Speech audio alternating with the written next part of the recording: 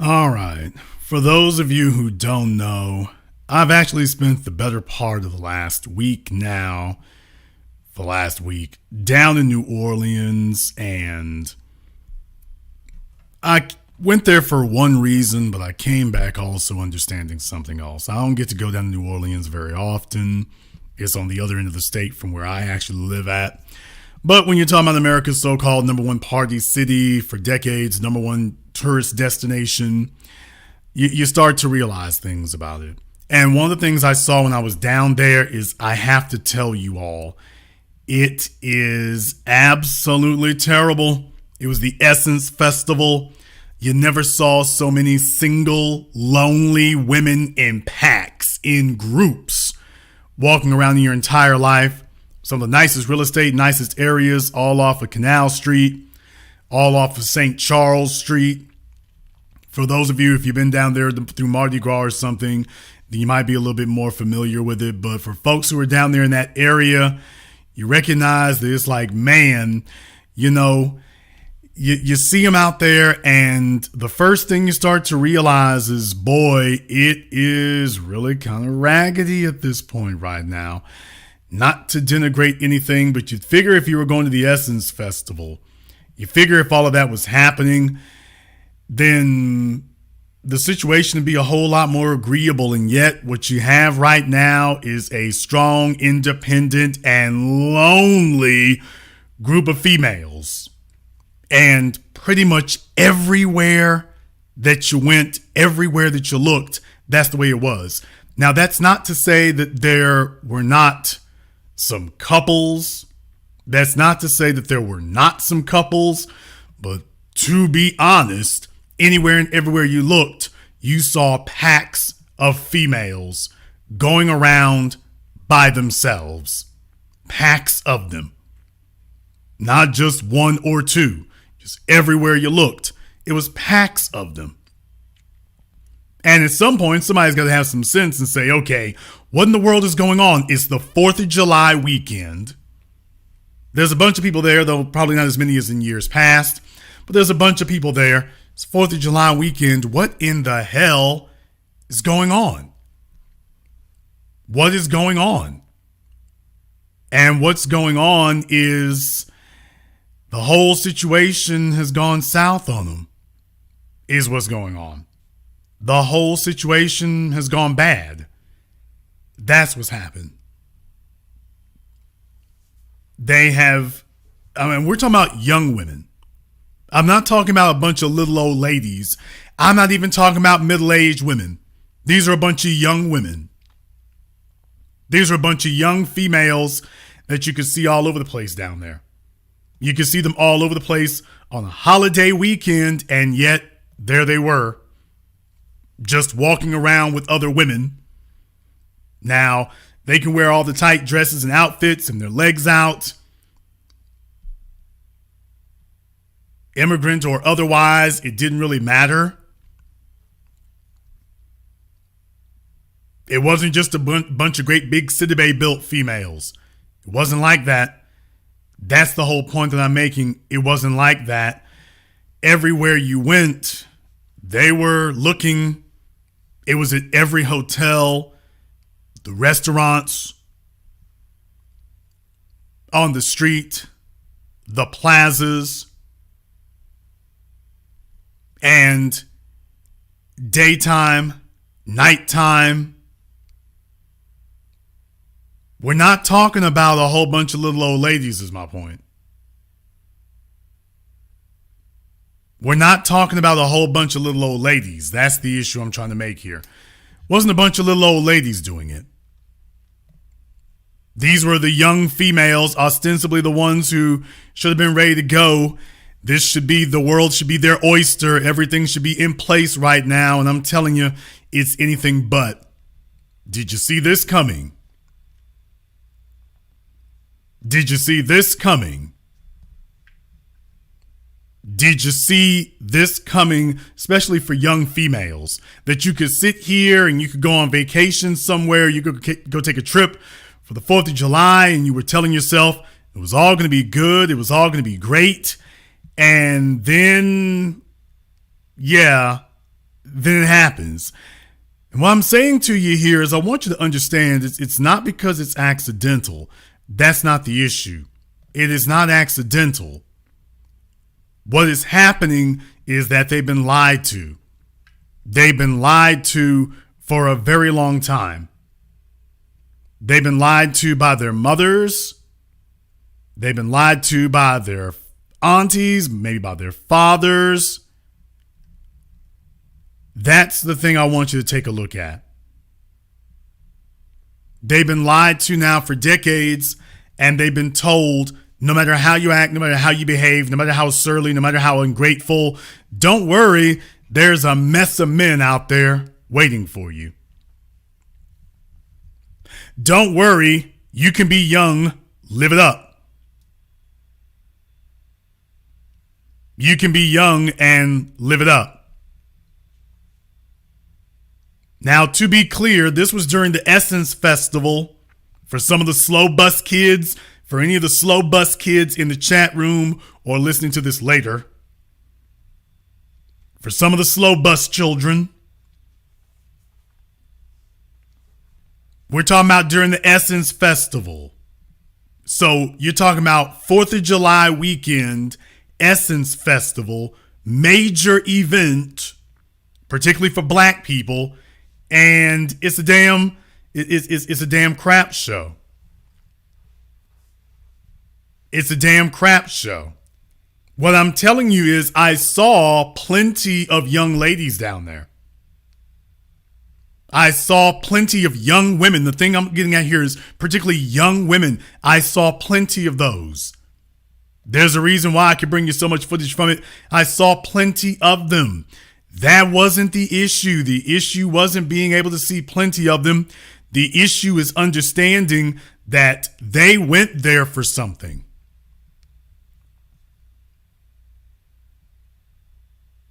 They went there for something. They thought it was going to go one way and it went another, and they wound up going with their girlfriends and coming back with their girlfriends. Or if they didn't have any girlfriends when they went, they met some girlfriends when they got there. You know what they didn't meet? They didn't meet a man. And we're not talking about a bunch of little, a bunch of middle-aged chicks. That's not what you're seeing there. It's not a bunch of middle-aged females. These are younger females. These are young females. And this was me taking a few pictures off Canal Street. This was just a few. Let me tell you, they were all over the place. They were all over the place for the picking and weren't getting picked. I want to tell you that's a hell of a situation to be in. In the 21st century, that is a hell of a situation to be in. How in the world is it that you wake up and you're in the middle of the 21st century and you can go to pretty much any major city in this country, because New Orleans is for July 4th weekend, Essence Festival. New Orleans was just one example among many. It was just one example among many. And the question is, how in the hell is it that you end up in a major American city on a holiday weekend, bunch of people off work, bunch of people walking around, but the females are all by themselves? How in the world did you end up there? Very simply put, you ended up there the way in which you started. It was way before then. You ended up that way before you started. You ended up that way back where you came from, because the story of what I saw in New Orleans is the story of everywhere. That's the issue. The story of what I saw in New Orleans is the story of everywhere. That's everywhere America now. Can't even call it new. That's everywhere. In the chat room here, some of the bummy dudes who have not gotten their lives together is very interesting. When you have a program like this, some of the fellows who still haven't gotten their lives together want to try to talk like they're experts on this. There wasn't a shortage of men in the city, and there were not a shortage of men in that area. That's the whole point I'm making. Most of the men had a female with them. That's the point. And it's not that men were coming there for the Essence Festival, although the Essence Festival is just that. They had Janet Jackson, they had D Nice, they had a bunch of acts in there and whatnot. So it wasn't like there was just a bunch of, it wasn't like it was just, the Essence Festival is not just for females. So if there's anybody, the slow bus is letting some of the kids off. Some of you guys, what you need to do is get some gainful employment so that you can actually speak on these things. So do yourself a favor, just take the rest of the evening off. Trying to be smart just didn't work for you. In any case, the real point is these are not going to be things, some of these, you have to understand, some of these beta males, they really want to try to comfort the females. Oh, well, don't worry, it was plenty of folks. No, there were not plenty of people for you. The men who were there, they had something. It was the women who were by themselves. The men had something. For the most part, the men had somebody. It was the women who didn't have anything. It was the women who didn't have. At what point do you wake up and recognize, Houston, there's a damn problem? At what point do you take a look at it and say, Houston, we got an issue. Houston, we have a problem. When do you turn around and say that? Because across this country right now, you've got an endless parade of women who have completely and thoroughly screwed their lives at a very young age. You're not supposed to be in a major American city in your 20s, walking around with all of your female gal pals in tow and ain't nothing happening. Except Jason Black walking behind you, recording the tragedy. Can we be very clear about that? You're never supposed to be young women in your 20s walking around a major American city and the only thing going on is folks recording your struggle.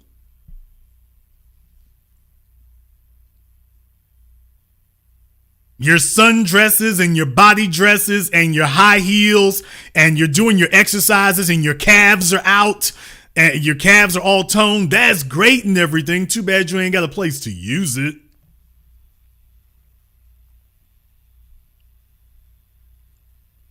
These are their prime years is what I'm trying to tell you. I'm trying to tell you that this is happening during their prime years. They're not even getting to middle age now. You don't see a baby stroller anywhere in sight, do you? You don't see a baby stroller anywhere in sight, do you? And yet there they are. And by the way, it's not a bunch of size 18s either.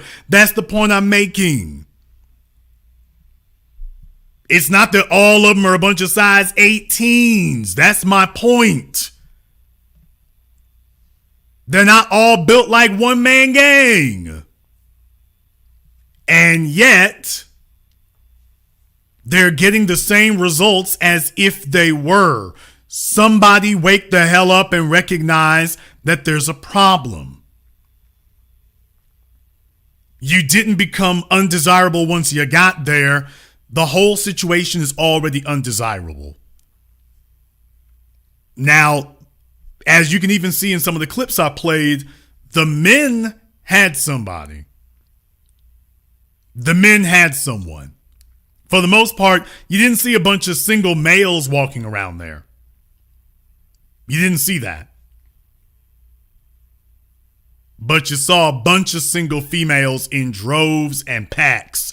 You saw them all over.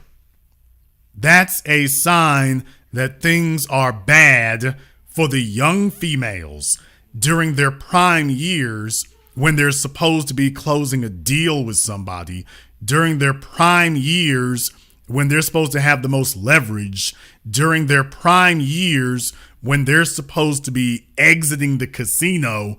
There isn't even a table for them to pull up to start bidding, to start wagering, to start placing their bets. Do you understand that? During their prime years, when they are supposed to be choosing, getting chosen, laying their bets down. We're talking about during their prime years. You know, the years that in a few years from now, they'll be coming back and talking to guys like me, and we'll be telling them about, well, what did you do during your 20s? It used to be that we're going to be able to, that we said that these females were out here getting pregnant, racking up STDs, this, that, and the other. Very soon, what it's going to be is when we start asking them what do they do in their 20s, they're going to be like, we was doing a lot of walking around. That's what we were doing. We were doing a lot of walking around. That's what was happening. A whole bunch of walking around, but not much of anything getting done. Now, me at this point in my life, I take a look at this and I have a different perspective. As far as approachable, let me tell you that approachable isn't even the word. Approachable's not even the word. I would love to tell you that there were a bunch of females with bad attitudes in that regard. That they were unapproachable. I would like to be able to tell you that was the kind of situation. I didn't feel at any time that there was a hostile environment in that way. I didn't feel like that at any time. It just really felt like, meh, you can take it or leave it. That's the problem. It felt like you could take it or leave it. Most of us men who came down there had somebody or plural somebodies with us. The seating was already full.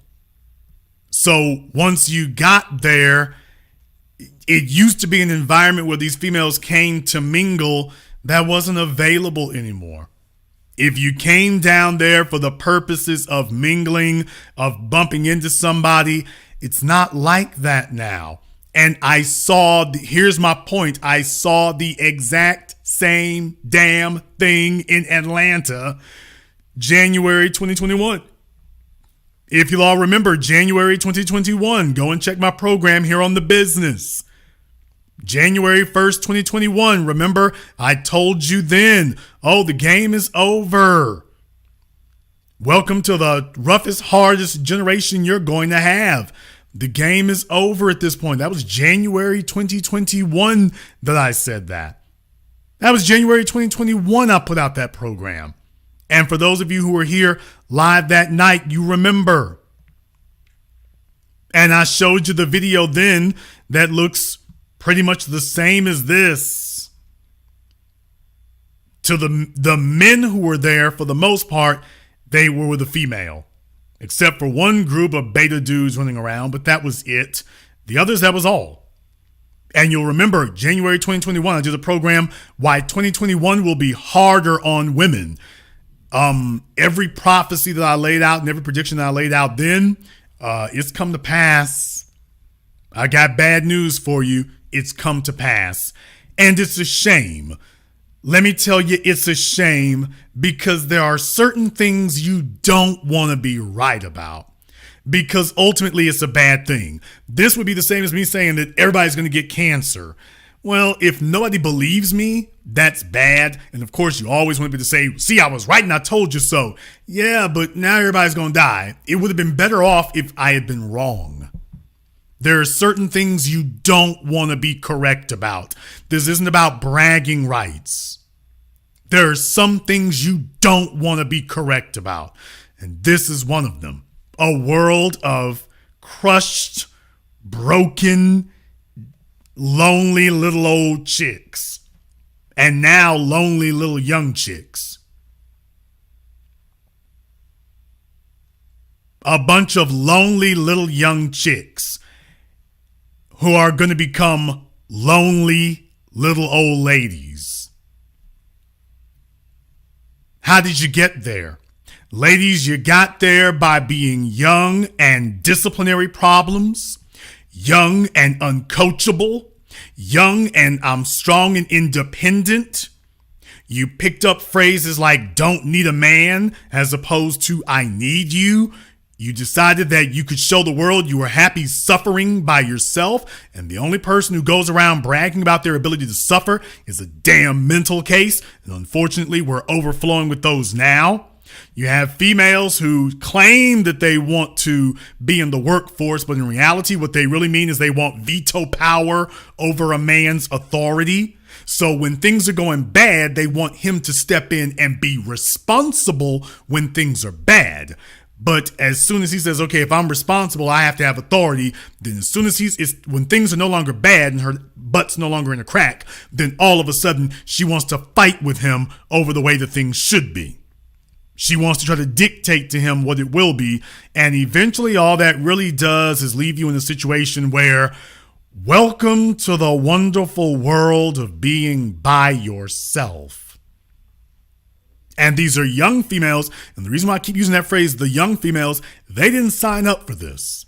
The young females are actually victims of what the females before them did. You chicks who are in your late 30s and 40s, who you never got along with a man, you made it a mark of honor to be disrespectful, deceitful, backstabbing. You made it a mark of excellence. That was something that you all bragged about to yourselves. That you could misuse and abuse men who dealt with you in good faith, and you bragged about your ability to lie, cheat, steal, dishonor, and then got together in groups online, the females bragging with each other about, yep, go ahead and do that. Well, take a look at what you sentenced your daughters to. That's my point. This is what you sentenced your daughters to. For those of you who have daughters, if they're in their 20s or in their teens, just understand the ones in their teens, this gonna be them in just a minute. So you hang tight. Those of you who screwed it up for yourselves, you little old bastards who messed this up for yourselves, don't worry, your daughters will be taking your place here shortly for the ones who haven't already. They'll be walking a mile in your moccasins, literally, here in just a moment. And that might be all right for you. You might be fine with that. You might be okay with that. But are they okay with that? Are they okay spending every day alone or hugged up with a bunch of other chicks because either there are no men available or the ones who are available do not want to be bothered because they've had enough of the tasting hot sauce?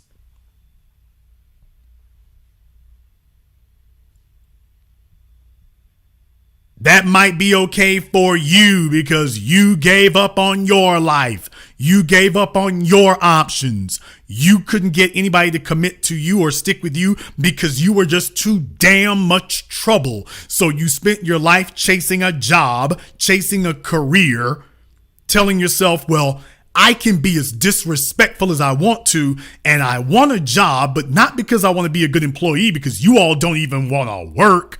There's the crazy part about it. The truth of the matter is you don't even want to work. You don't want to go to work. You want a man to pay your way through life. But if men refuse to pay your way through life, well, then I want a job so that I can not be told what to do. So I can be as disrespectful and abusive as I want. And if I have a job, nobody can punish me. Now, understand that that's the real motivation. I want to have a job and a career so that I have the freedom and authority to be as abusive as I wish to be as lying, cheating, stealing, backstabbing, conniving, scheming, skullduggerous, and of course, get together with other females in my social circle. We can get together with female acquaintances and we'll all back each other up. And I can do that and no one's going to be able to hold me accountable. Because you see, when you lie to a man who's your husband, he can leave and there's a penalty. You lie to a man who you're in his house, you disrespect him, you're abusive to him, there's a penalty. Ooh, I better go ahead and make sure that I keep a job for myself so that I can behave as badly as I wish and there will be no penalty. Well, you got the equation partly right. You certainly will be able to behave as badly as you wish to anybody who'll stick around. The catch, however, is can you get anybody to actually stick around? Because if you can't, then what you end up being is just this little sick, demented, abusive individual who has nobody they can abuse because there's no one there except you and your gal pals, to the extent that you can all be around each other, because it only gets worse from there. If you do have any girlfriends around, let me tell you right now, the most treacherous place in the world to be is a female amongst a group of other females, and there's an eligible man in the room. That is the most treacherous place in the world to be. Is a female among a group of other lonely females, and there's only one eligible man in the room. Don't you understand? All that damn bravado and tough talk you chicks were doing is going to fly out the damn window. It's going to be a knockdown drag out. It's going to be Mortal Kombat. He's your man if you can keep him. To all my people who are in the military, you know how those military females on base are. It's not the men running around doing all the damn cheating. It's the females doing it. The men get deployed and the females back on the base. No sooner does the B-52 take off with him in it than she's going straight to the club, straight to the commissary, straight to wherever. And I meant literally what I said. As soon as the plane's wheels take off the ground, she's gone.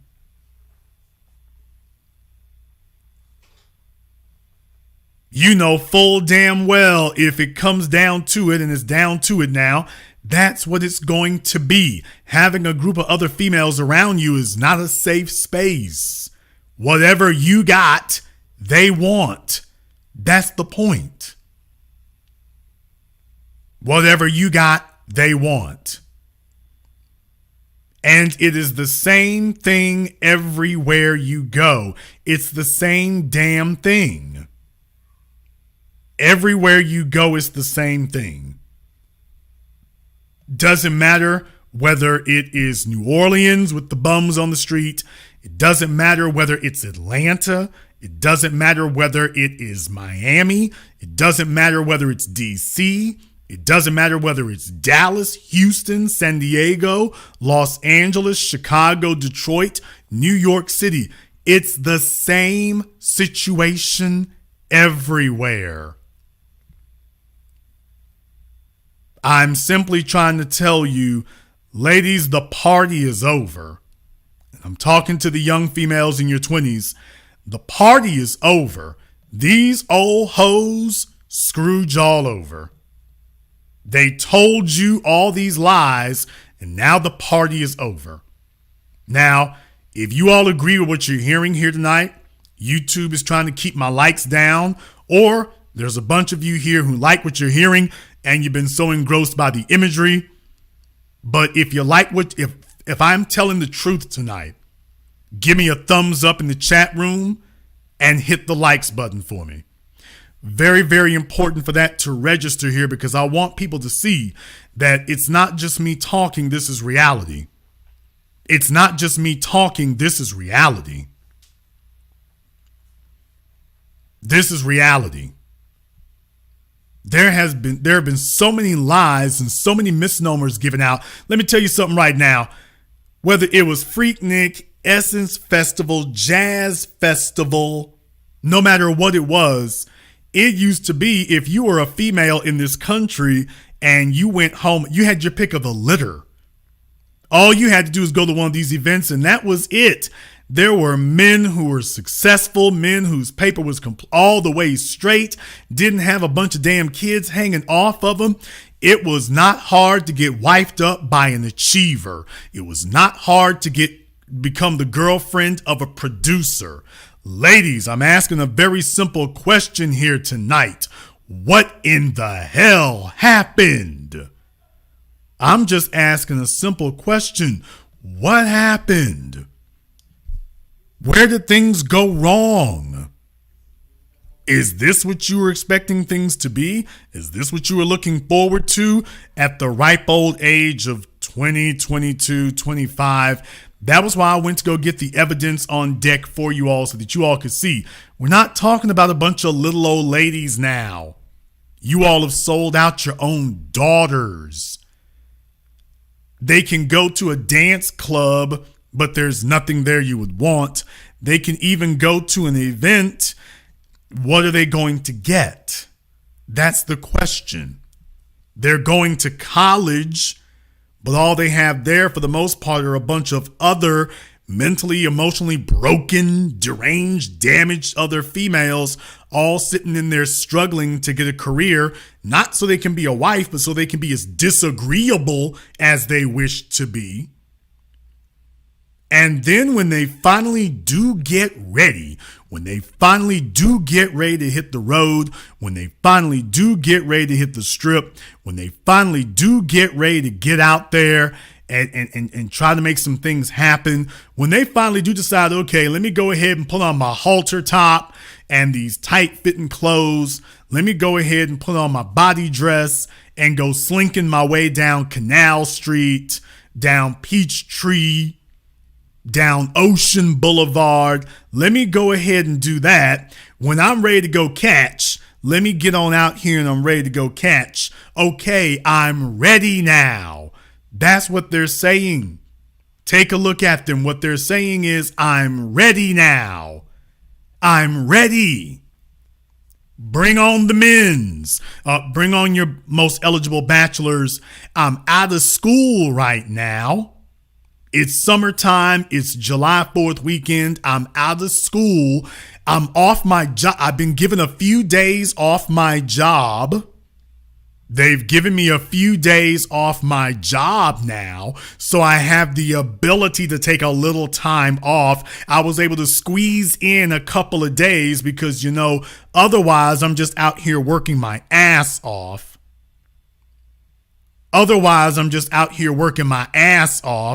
But I was able to sneak in a few extra days this year. So I got a very limited amount of time, but this is it. I'm hitting the city. I'm Leo DiCaprio on the bridge of the Titanic. Where the men's at? I'm ready. We here. Let's get it going.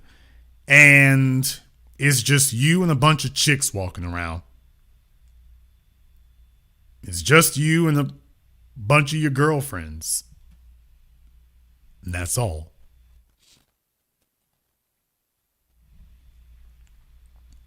I'm asking one question here. Did mama tell you there were going to be days like this? Did mama tell you that this was going to happen?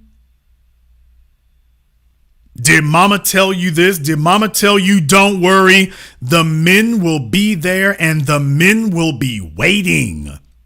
When you are finished dropping off all these bastard children, when you are finished having your terrible attitude, when you are finished cramming your life with school and jobs and various miscreant males, when you're finished out here trying to do your version of paper chasing because you want to defy a man's authority, that's your priority in life. Wait a minute now. Let me make sure ain't no man gonna tell me what to do. And then when you get ready to make that move, then all those men who you spend all this time saying, well, don't worry, I'm making sure they don't have any power. They'll be waiting for me when I get there. They'll be waiting for me when I get ready. When I'm ready to say yes, they'll be there. That's what your mammy told you. Can you just be honest? That's what your nasty ass mammy told you. She told you, don't worry, they'll still be there. There's a bunch of females listening to me right now. You're middle-aged. And your mama told you, don't worry, the men ain't going nowhere. That's what your mother told you. Your mama who's in her 60s or 70s told you that don't worry, the men gonna be there. They're not going anywhere. That's what she told you. You sat there stupid and dumb and believing that. And sure enough, well, there you went. Well, guess what? Now your daughters are out here. And it's a hell of a row to hoe. It's a hell of a row to hoe. Because your daughters don't want to be alone like that. Your daughters are not really trying to be alone like that. Your daughters are not really trying to be by themselves like that. It's cracking and crushing these young women's psyches. Let me tell you right now, there is, first of all, in Louisiana, it's hot as hell down there and whatnot. Although on the coast, it's cooler than it is. I'm from northwestern Louisiana, so it's actually hotter and more humid there than it is in New Orleans, believe it or not. Closer to the ocean you get, the cooler it is down there. So I noticed there was a lot of difference between what I'm used to. But let me tell you, I took this footage here of these young women walking, and it was about 2:00 in the afternoon. So, I mean, we're talking about a lot of cloud cover and whatnot, and it had been raining a lot. So it wasn't nearly as scorching as it otherwise probably could have been in other parts of the state or even New Orleans. But what I'm saying is there's not a whole lot fun to just be walking around and where are you going? I mean, you're doing a lot of walking around, but where exactly are you going? Did you really go down there for the purposes of spending time with your girl pals? You could have done that where you were. I'm from Louisiana. We got fantastic food. Let me tell you, we have the best food in the world. However, beyond that, you didn't have to spend the whole damn weekend for it. And they weren't even in the best spots for it anyway. What I am telling you is that across the country right now, that is what you're seeing. Across the country, you're seeing an epidemic.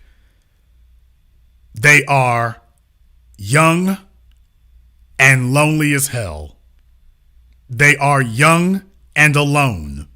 We're not talking about the middle-aged chicks, the divorcees, the 40-year-old single moms. We're not talking about that. I'm talking about some of your youngest. I'm talking about them. I'm talking about your young females. I'm talking about the ones fresh out of college. I'm talking about the ones in their 20s. I'm not talking about the ones who've been run through and ragged out just yet. I'm talking about what are supposed to be your most eligible. And they're stuck in the same boat. You picked a hellified time to be young and single out here. You picked a hellified time to get out here and be young and single. I'm just saying that as brutally honestly as I can. And it doesn't really matter about where you are.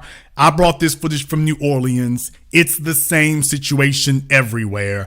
Everybody sees the same thing. All the men see the same thing. Hell, all the women see the same thing. It's not funny. It ain't cool. This is not inviting. This isn't something that emboldens you. You were told that you go ahead and be the man of your own house and get a job so that you can be this ridiculous, obstinate individual that nobody wants to be around. And if a man don't want to be around you, screw that. Go have some kids and carry on. Are the young women today, are you all willing to do something that your mothers were unable or unwilling to do? Are you willing to admit that there's a problem? Are you willing to admit that these bitter old biddies lied to you? Are you willing to admit that you are not happy? Are you willing to admit that your life by yourself, that you, your job, and your pets, and your house plants, that's not actually fun? That's not actually it. Are you willing to admit that you've conditioned yourselves to be unlovable and unlikable, and that in the process now you've destroyed your psyche? I'm saying this tonight because that is a tough pill to swallow. It really, really is. But by the same token, we need to have an honest conversation about where you are now, because your mothers and your grandmothers refuse to have that. Your mothers and your grandmothers refused to do that. They backed each other up in their foolery. They had each other's backs. They had each other's backs no matter how bad or stupid it was. They had each other's backs. And you know what you have today? A bunch of crotchety little old, cantankerous, venomous, serpent-like gas bags hanging out at church. And then when they're not around each other, backbiting the hell out of each other, and you've seen that. Now you want to follow them? I say this to you now while you're still young enough. While you are still young enough and nubile enough so that you have an accurate analysis and assessment of what the situation really is. And are you going to be honest enough at an early enough age? Not because I'm not necessarily saying that, oh, if you figure this out or accept this at the age of 21 or 22, that you'll be able to stop it by the age of 23. What I'm saying is you need to acknowledge what the situation actually is so that you will ever have a chance of being able to navigate this. Forget navigating it by the age of 23 or 25. Let's see if we can get you to navigate this by the age of 30 or 33. Let's see if we can get it by then. Let's be very, very clear. The pickings are more slim now. And the reason why the pickings are dead ass slim is because for the most part, your best and brightest, your most eligible men, for the most part, most of them have left the scene. They've left the scene because the situation has been absolutely unacceptable. It's been untenable. There isn't the reward that there is supposed to be for the work. Let me tell you, ladies, you all are expensive. You all are difficult. You all are stressful as hell. If you don't believe me, I'm not being mean. I'm just telling you what the truth is. If you don't believe me, just go to any department store and take a look at how many types of underwear men have, and then take a look at how many types of underwear you all have. That should give you a pretty good idea of how hard it is to deal with females. And for you, that's all perfectly acceptable. Yeah, that's fine for you because you're used to it being a gravy train that brings you benefits there. It's time to start sympathizing with what the men have been dealing with, what men have been seeing, because your mothers and your grandmothers, they've given up on themselves. You need to understand that reality. They have given up on themselves. Those old women are happy and content to be alone. They're happy and content to be, you know what? Let me stop that. It is not that they are happy being alone. They've just given the hell up. They have given up. They have surrendered. They're done. They're done. It's like being, it's like being in the NFL and your team, your record this season is 0-16 or 0-10. You ain't even thinking about a championship. You already know it's over for you. I mean, you might show up at next week's game because, well, there's 16 games in the season. So we might show up for next week's game because we're only 10 games in. Problem, the season for us is effectively already over. How many of you have been listening to little old ladies and the season, the game, the championship was already over for them, and now all she's done is talk you into not getting anything either? So let me tell you something else right here, because there are other lessons I learned. I saw some of this New Orleans. I saw some women walking around with their daughters. Wish I could have gotten footage of that, but there were some of them in the lobby of some of the hotels that I was at. I was trying to get an interview. But in any case, you saw these women going around the lobbies. When I pulled into the first hotel that I went to, and by the way, it's as bad down there now as it is in New York trying to park or anything else. It's atrocious. But in any case, you pull up in the thing, you pull up in front of the valet. It's a bunch of women. I saw two cars of women. They would get out, and the first one looked like they about 60 years old, and the second one gets out and looks like she's in her late 30s or her 40s. Very obviously mother and daughter. They came all the way to New Orleans for July 4th weekend, all the way to Essence Festival, all the way down to Canal Street, French Quarter, wherever. It's just a bunch of damn little old ladies and their freaking middle-aged or younger daughters. So now it's a mommy-daughter date everywhere you go. It's a mommy-daughter date. While they drive their little old Toyota Camrys and Chevy Malibus.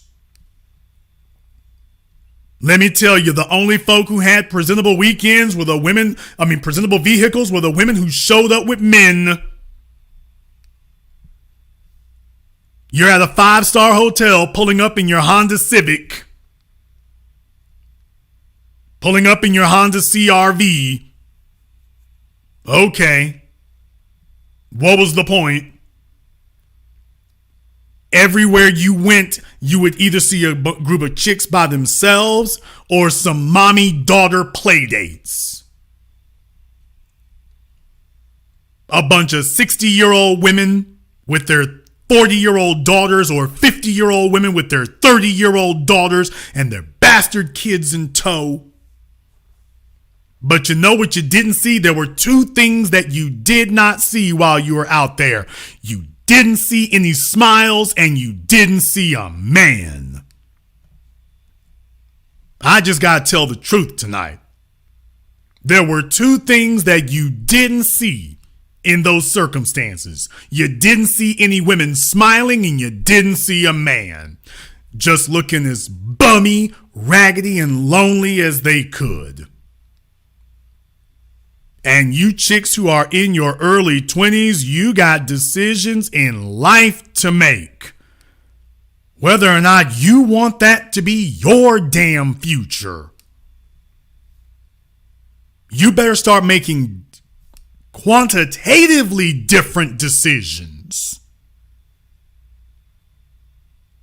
You better make decisions that are as far apart as Neptune is from the sun.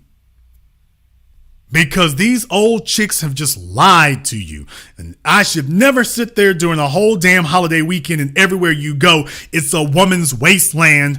And now I'm going to have to do a new updated video because the woman's wasteland was for females over the age of 30. I got to tell y'all right now, it's looking like a woman's wasteland for females over the age of 21.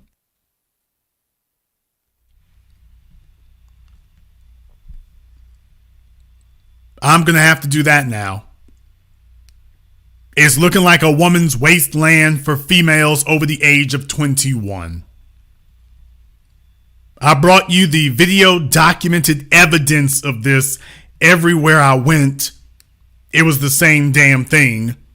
And anybody who's been in New Orleans, if you got any footage, you saw the same damn thing too. I didn't have to cherry pick anything. I just took pictures at random on the same damn corners. In the same area. Anybody who lives in New Orleans knows I'm actually in the same area there. I didn't have to go far. The action came to me. I didn't have to go far. The action came to me. And I can show you a lot more. But I'm not going to do that. Instead, what I'm going to do is I'm going to go ahead and open up the telephone lines. That's what I'm going to do now. The telephone number is 646-787-1933. That's 646-787-1933. Your personal access code to the program that laid the foundation upon which all these Red Pill MGTOW and all these other folks on the internet who keep getting it wrong. This is the place that gained all of them up, even though they have completely misused it. Well, this will be your opportunity to go ahead and call in about this. I'm talking about a world of young, lonely women. These were my lessons from New Orleans. And understand something, Louisiana doesn't have a big population like that, so 9 out of 10 of these women are not locals. These are not locals. These are tourists. These are visitors. It's like going to the beach in Miami. It's not folk who live there. These are, when you go to New Orleans, it's on the weekend, it's mostly going to be tourists. Not folks who live there. Folks who live in New Orleans ain't really coming down to Canal Street and whatnot like that unless they work there. Folks who are just walking around, those are your tourists. Those are your visitors. That's what you have there. Those are the folks just walking around. And I'm telling you, this is what it is now. This is what it is now. It's not a pretty sight. I'm also going to go ahead and turn on Zoom. I'm also going to go ahead and turn on for Zoom here. So let me go ahead and post the link in the chat room for you for Zoom. Remember, I do give priority to my Zoom calls. I do give priority to those. Let me go ahead and post that up and pin that to the top of the super chat. Speaking of which, I want to go ahead and thank everyone who has contributed to support tonight's program on PayPal or Cash App or Super Chat. Thank you very much for doing that there. So I appreciate that from you here. From the new B1 Media is a lifesaver. As always, thank you very much. Sad is one word for it. Shrampstein, thank you very much for your support here. We appreciate that as well. Pops Debo and everybody else here on Super Chat, thank you very much for that. I do have one person there who is in the Zoom. Please make sure you turn your cameras on. That's very, very important for that, because you're here to teach us something, not the other way around.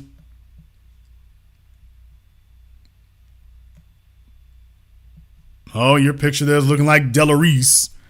Hoping that's not necessarily the case there, but by the way, you're here to teach us something, so go ahead and turn your camera on for that. In the meanwhile, for everybody else who is tuned in here, you can go ahead and give us a call at 646-787-1933. That's 646-787-1933. Your personal access code to the business. This is definitely the place that you want to be for that. So definitely give us a call on that as well. On Zoom there, by the way, this will be the last time. You need to make sure you turn your camera on. If you don't, you're going to get kicked out of here. In the meanwhile, let me go ahead and go to the phone lines. This will be important. Let me go ahead and go to the phone lines here. I should already have those turned on, as a matter of fact. By the way, folks always want to call in at the last minute. I recommend you call in before that. Let me go ahead and get caller from area code 302. You're on live with The Business. What's your name? Where you calling from? Hey, what's up? I'm James from Delaware. Okay, what's your name again? I'm James from Delaware. James from Delaware. Where at in Delaware? Wilmington. All right, James from Wilmington. What's on your mind? No, I was listening to the broadcast, and you were saying how they'll be alone with their girlfriends, and it got me thinking about the TV show, and got me thinking about the thumbnail and the fact that the girl Joan, Tracy Ellis Ross' character, was 30 when the series started. Got me thinking about how Sex in the City influenced these women, and then girlfriends, of course, and then going back even further to living single. It's almost like they use television to set up what we got in front of us. Well, television certainly has a hand to play in that by capitalizing on these things. And to a certain extent, it certainly does influence things, no doubt about it. But let me tell you, the most powerful programming is that which comes from your parents. Or doesn't. Okay. That's the most powerful program. Because here's the thing, brother, you got to live with that. You got to live with it. Right. And if you're a person who is a weak character, weak principles, weak will, or you're just going along to get along, or worst of all, you're actually looking for something to exploit in it. Because let's be very, very clear. A lot of these chicks really told themselves they could exploit that. They really told themselves that was going to happen. And when it didn't occur, now they're not looking at themselves and saying, damn, I screwed up. They're instead looking at the men and saying, you all should have done something different. That's what's happening now. So thank you very much for giving us a call here tonight. Let me get caller from area code 229. You're on live with The Business. What's your name? Where are you calling from? Good evening. My name is Farad. I'm calling from Valdosta, Georgia. Okay, Farad from Valdosta, Georgia. What's on your mind? Yeah, I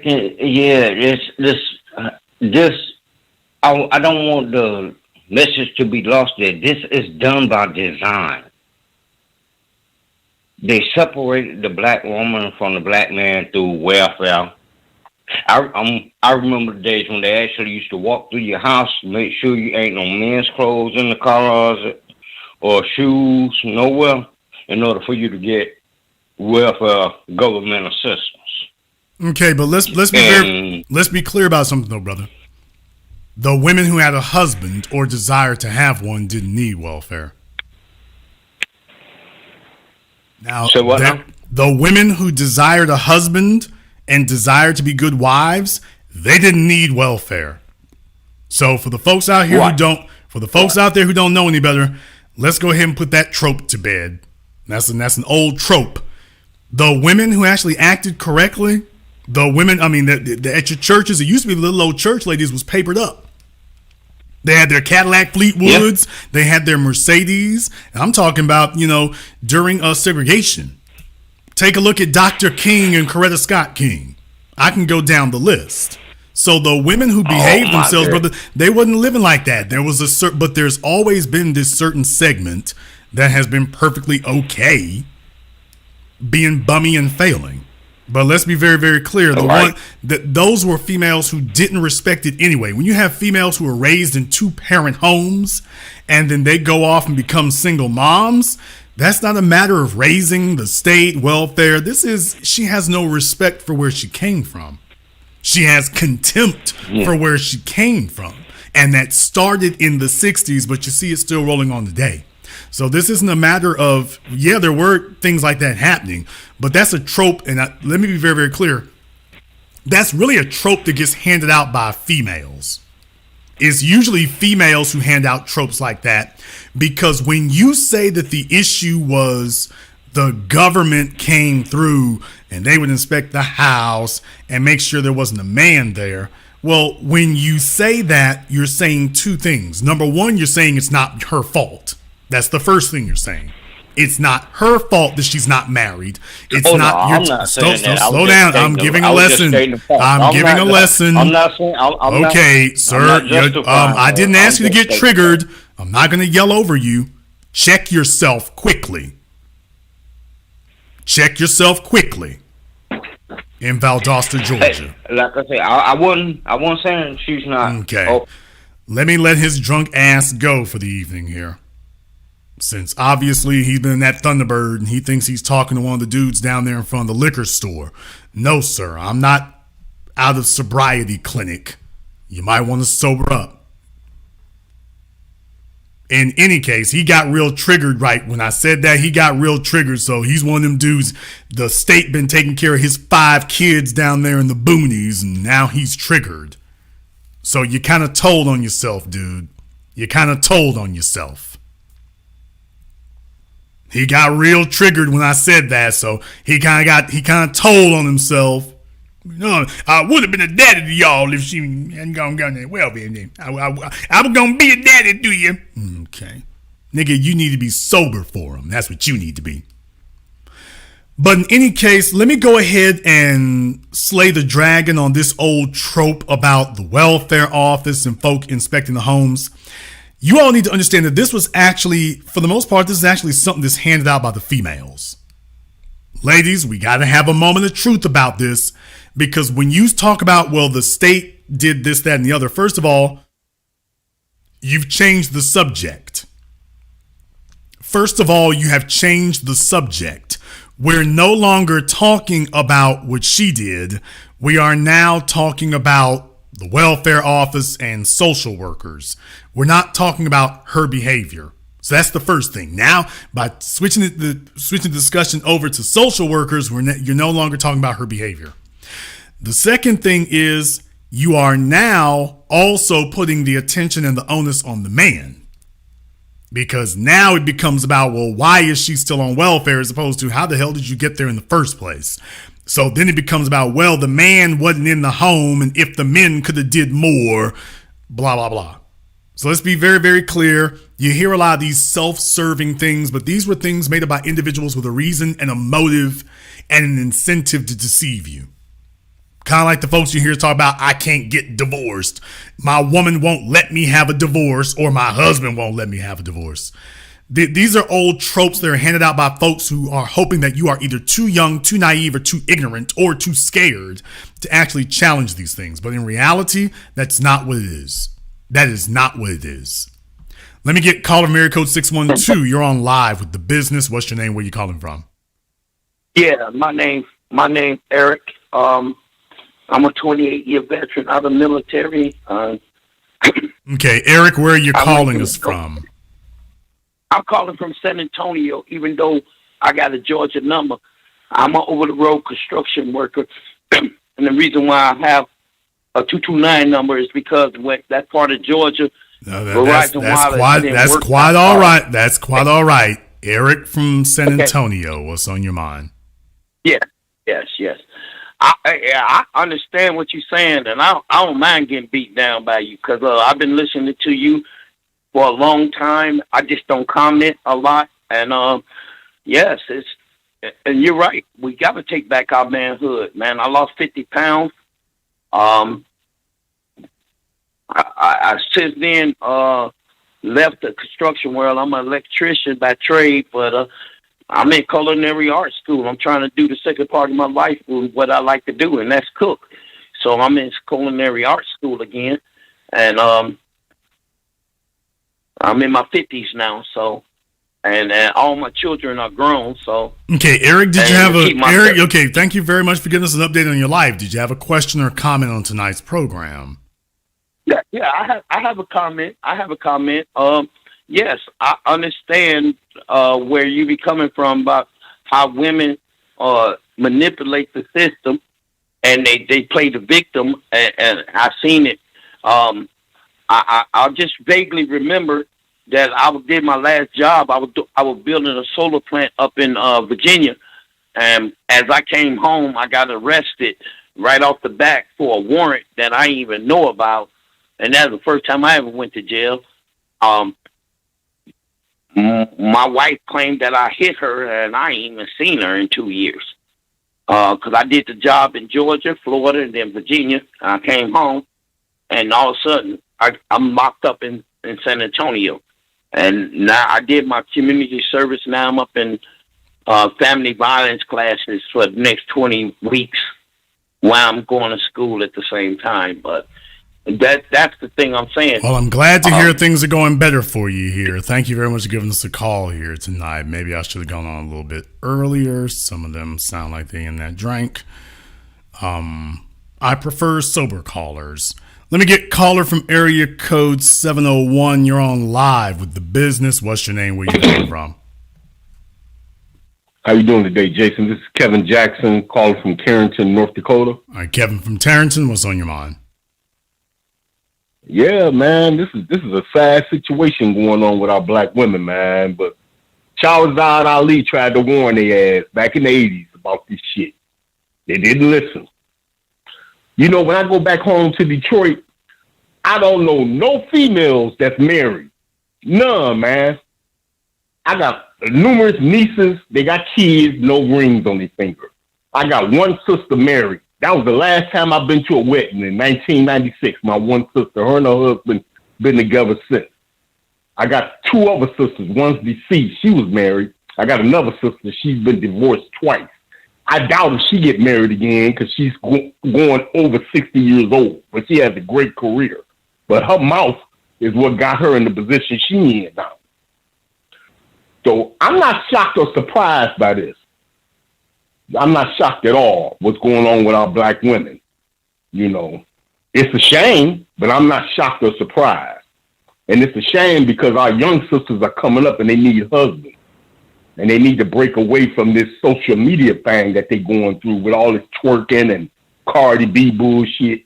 And I don't need a man, I'm a boss bitch and all this old crazy ass shit. And they need to get their shit together. So they're going to be walking up and down Canal Street with their girlfriends, because the black men, we ain't putting up with this bullshit no more with these women. And that's for real. I mean, and that's all I got to say, my brother. You know, that's a very interesting thing because up there in the Dakotas, for example, there have been some booms going on up there because they found oil up there and oil shale. So it's been, some things have happened. It's kind of waning off right now, but everywhere you go, you know, the idea that there was just going to be this never-ending supply of men who are just willing and ready and capable and ready to just take on everything and receive nothing. That's the problem. You got a bunch of fellas out here right now just working their jobs, doing what they do, and not really socializing. They're not really chasing a bunch of sex and stuff. They might have complaints, but here's the problem. The problem is they've kind of just boycotted. That's the issue. Oh yeah, we're not putting up with these black women and their attitudes and and they boss bitch attitudes and they Cardi B twerking and all that kind of shit. What kind of example is you gonna set for me as my woman or for my kids? You ever listen to your girlfriends and listen to your man? You're trying to uphold you and put some stability in your life, you know. Well, and that's why you're walking up the street with the girl. When that's the problem with having homes and whole neighborhoods that don't have any men in them. Because when you spent your life growing up and the only influence you had was your mama, your grandmama, and your aunts.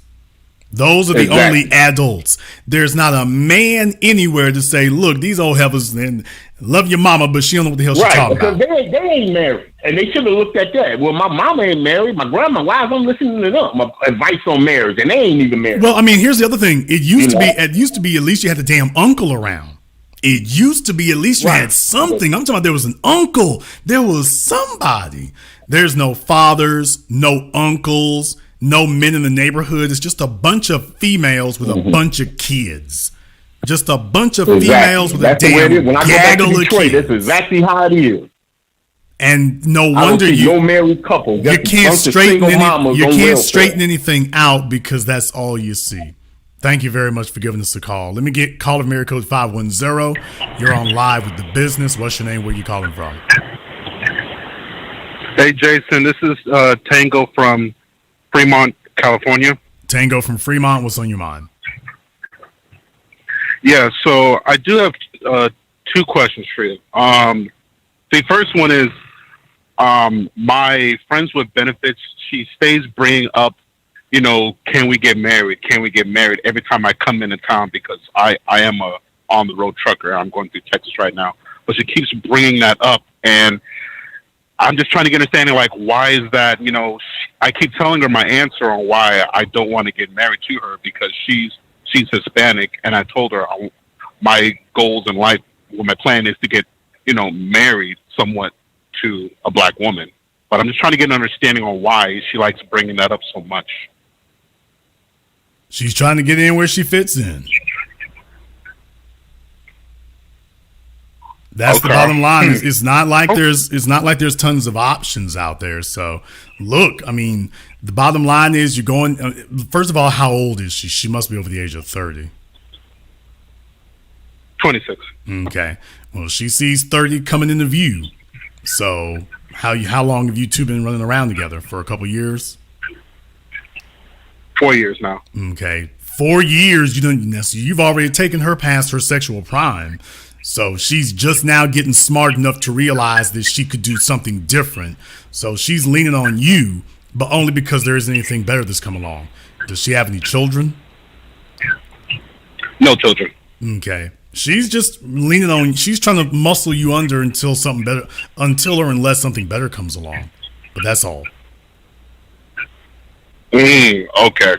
Because she was with me when I didn't have no money, let alone I was driving my mom's car. Yeah, but you're not offering anything. There's the real problem is she was with you when you didn't have nothing. That's great. That's wonderful. Mm-hmm. But at no time were you trying to commit to her like that either. You were not trying to invest in her in that way. Everything that you were doing is you're cool with it, and that's all. And that's where you're at.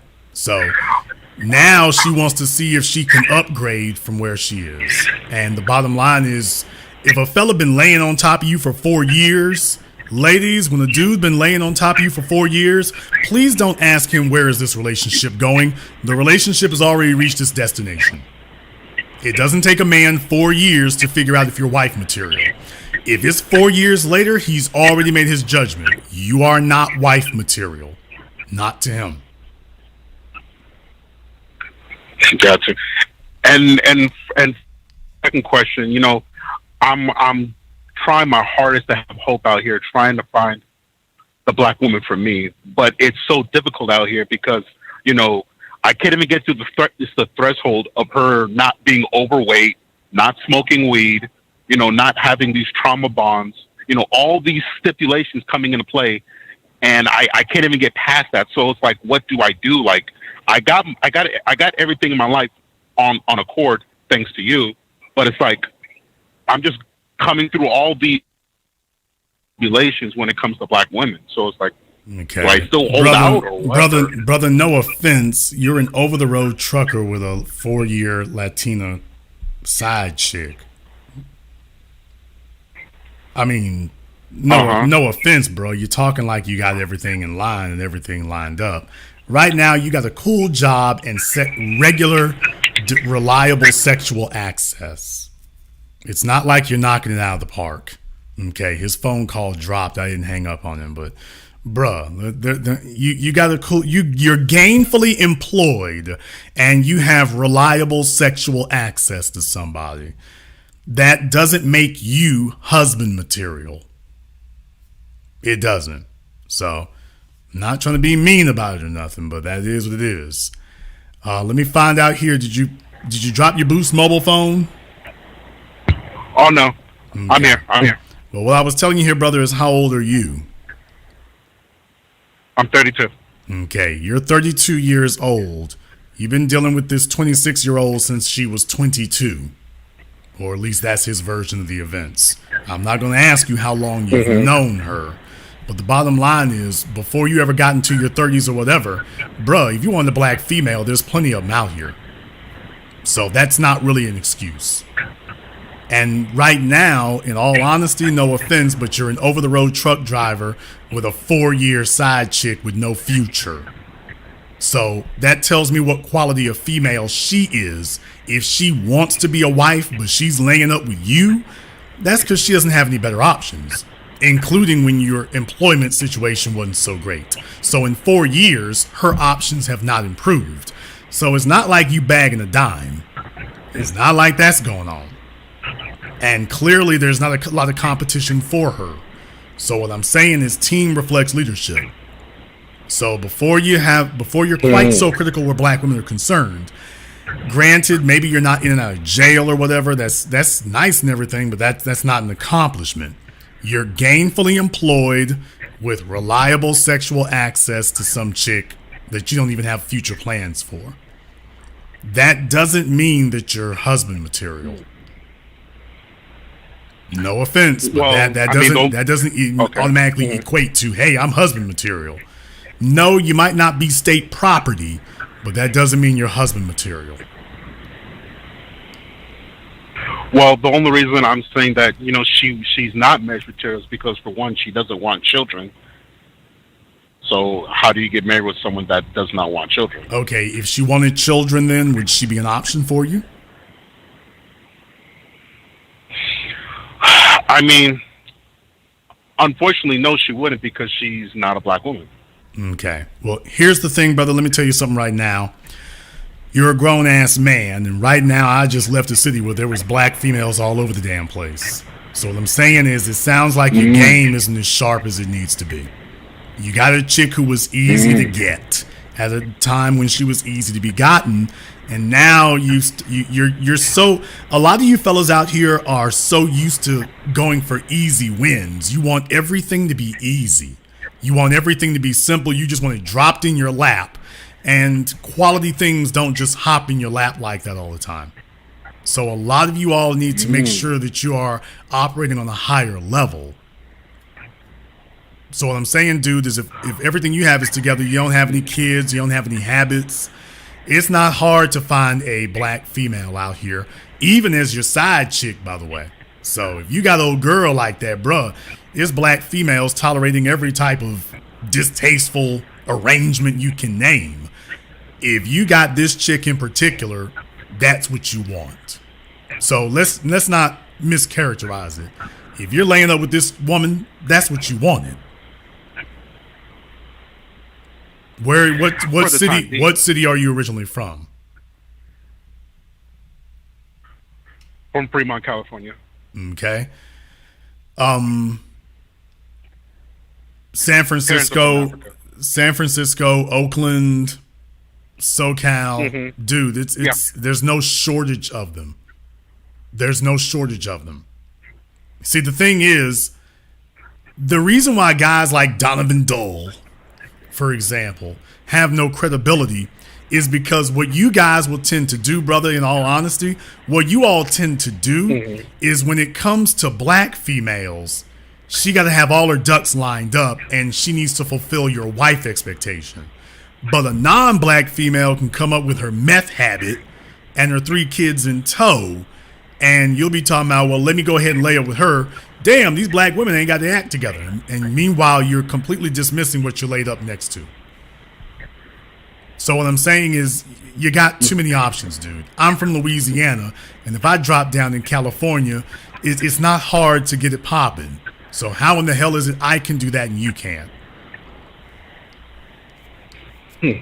I will admit, you're actually going outside and actually interacting or seeing women. There you go. Yeah, you're in your truck. Online. You're in your truck. You're on your Game Boy. What I'm saying is, the pandemic taught us something. The government came and locked everybody up in their houses for 6 months. And the moment that they opened the doors, people were going everywhere for no damn reason. They were going to the park. They were going to the beach. So what we found out is that, the internet is no substitute for genuine interaction. It's not a substitute. And a lot of you fellows out here, you have spent your lives and you've grown up online. And to you, that is actual human interaction. And it isn't. That is not actual human interaction. It's not. It's not. And all I did was bring you all the proof. Let me tell you something right now. If I was a wolf and I was on the prowl, please, dude. New Orleans was the spot last weekend. If I was a wolf like that and I was on the prowl, I'm like, dude, if you ain't bagged 6 or 7 of them, what the hell's going on? Sitting on the internet robs you of social skills. You don't actually start working on your social skills. You don't know how to walk up to a female and start a conversation. The internet robs you of that. They hand you all these layups, emojis. They give you a list of people that you can talk to, and because you're behind a screen, it gives you an amount of insulation. As opposed to, for example, if you do come up, you got to be looking a certain way, you got to be dressed a certain way, or she won't take you seriously. She's going to take a look at the way you dress, the way you talk, what you driving. In other words, you got to qualify.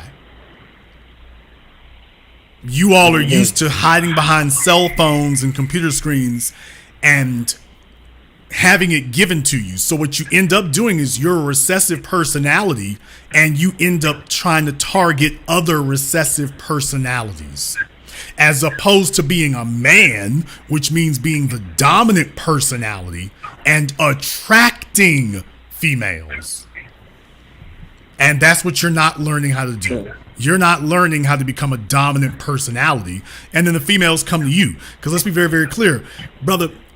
Black women understand, if I get with a recessive personality, I'm on my own. So don't look for them to sit up here and give you a pass on that. If they can see you're soft and you're really recessive, you're passive, they're gonna say, hey, my safety's in danger.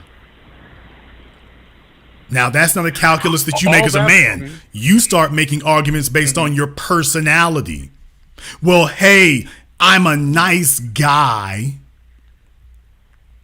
You're going to start making Lizzo arguments. She should give me a chance because I'm a nice guy. So you all have been hot. You all have had your skills, your social skills have been dulled because you've been using the internet as a crutch. Mark Zuckerberg and Twitter will bring you a bunch of females from around the world you never met. So instead of you becoming valuable, instead of you increasing your value so that women talk to you, you are instead attempting to use a website as a crutch to force you into social circles you otherwise couldn't get into on your own. And that's what's really happening. But then what would your thoughts be like? Because for me, I think like since I make six figures, who am I to go approach a woman? She should come to me. I know that might be wrong, maybe right. I don't know, but you tell me. Okay, listen to me, folks. I've said this now for years. I don't really understand where the gap is coming in here. You need money to be an alpha, but money alone doesn't make you an alpha. Your income doesn't make you an alpha. Your tax bracket doesn't make you an alpha. Your tax bracket will determine what kind of house you can get, what neighborhood you can live in, what school your kids can go to. Your tax bracket doesn't give you a personality. Your tax bracket doesn't give you character traits. Being an alpha is a character trait, not a tax bracket. So I make 6 figures. It should be raining women's. The only women that'll be raining will be chicks targeting you because they see, oh, he thinks he's going to simp his way. A simp is somebody who thinks he can purchase female respect. So no, brother, as I said, you're a guy, you are a middle-class income earner who's got reliable sexual access to this chick. That doesn't make you husband material. And the statement that you just made, females hear that from a mile away. Because you're not telling us what you are. You're not showing where your value comes from apart from your income. You're just a guy who drives an 18-wheeler, and that's cool, but you're not leading anything. And ultimately, a woman wants to know that she's with the best she could have. By definition, she wants to come as close to having a real, genuine leader that she can. And you're not leading anything. Hell, you're afraid to even, let me tell you something. To most of the fellas out here, if you wonder why in the world it happens, you should be challenging yourselves to come out of your comfort zones. You can't lead if you're sitting in a comfort zone. That is true. You can't lead if you're in a comfort zone. And right now you're in a comfort zone and you refuse to leave it. So think about it. In tribal Africa, if you had a village and folks needed to go out and hunt, or we needed to have a new place to set up a new village at, you're the guy nobody wants to have. Because you would be the fella sitting back at the damn village and letting the real men go out and pioneer new areas. So what I'm saying is you need to come out of your comfort zone. If you will not even strike up a conversation, if you can't lead these things, you're not giving anybody anything to attach themselves to. That's the problem. Gotcha. And not to say that I'm not a person that doesn't go out and approach. I just become very lazy on my approaching. I've been doing a lot of online versus before I would be doing in person, interacting and talking to women. Okay. So, well, like I say, a lot of you, most of your generation today, most of you have never grown up at a time where you didn't have after your formative years where your human interaction was online. And I'm telling you, you all have been handicapped. So you need to start there. Yes, you need to put yourself in a situation where you can be rejected because you can't gain a skill set and become excellent at it if you don't. And right now, you're trying to get easy wins because you met this chick online. Mm-hmm. Yeah. You want everybody to just give you a layup and hand it to you because you're like, okay, let Mark Zuckerberg do all the hard work, but don't bring me anything that could reject me or whatever. And what you're getting are you're looking for simple, easy wins, and you are getting simple, easy results.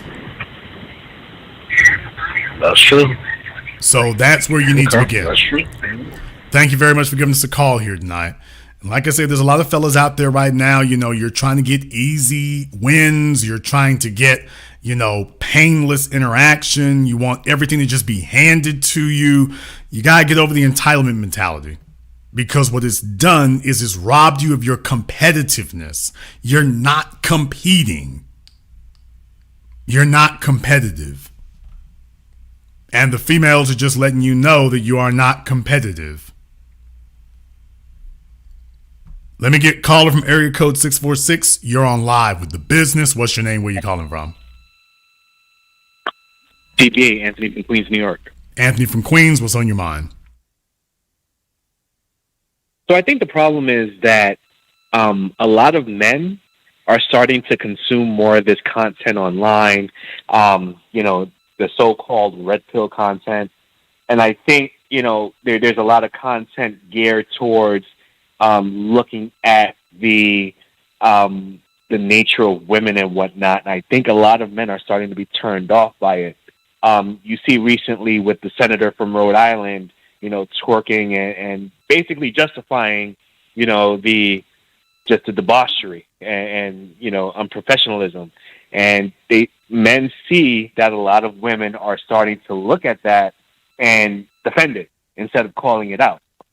And I think a lot of men are becoming more apprehensive in terms of the dating market, looking at, is this woman going to go, if I take this woman out, is she going to go and start twerking in front of everybody and embarrassing me and embarrassing herself? Here's the thing. That's not the kind of thing that sneaks up on you. So once again, let's not become afraid of tropes. That's not going to sneak up on you. You know damn well if you have the kind of female who's a public embarrassment. That chick, you're talking about State Senator Tiara Mack, with a name like Tiara Mack. She's full-blown ultra LGBT and wants to get her hands on your children so she can teach them about self-pleasuring. Bruh, come on. As men, full well if you got a disciplinary problem. If you got a sick chick with daddy issues. She can't make it through a conversation with you without that revealing itself. She can't make it through. How in the hell did she make it through a discussion with you without revealing that about herself? There's no way she could. She doesn't have a frame of reference otherwise. She doesn't have one. So while your concerns are valid in a prima facie sense, the problem is that's not something that's being hidden. All the thoughts are out there. All the thoughts are out there. All the chicks who want to shake their asses are out there. You go through her phone, you hear her music selection. She's not listening to Bach and Beethoven and then swinging her butt cheeks at Olive Garden. That ain't who you got. You got a chick listening to, Mystical and Shake Your Ass. You that's what you got. If you got a chick who's listening to Cardi B, you know what the hell you got. You know what you got. The real problem comes when fellas want a chick. They want a chick who listens to Cardi B, but don't act like Cardi B. See, there's where men become a contradiction. I want a chick who has a taste for the whole life, but I don't want her to be one. You can't have it both ways. Either she gonna have a taste for it and you take everything that comes with that, or you get one who ain't about that and get ready to have a square broad. That's just the bottom line. You are either going to get a chick who is going to be out there and has the potential to embarrass you, or you're going to get a square broad and deal with that.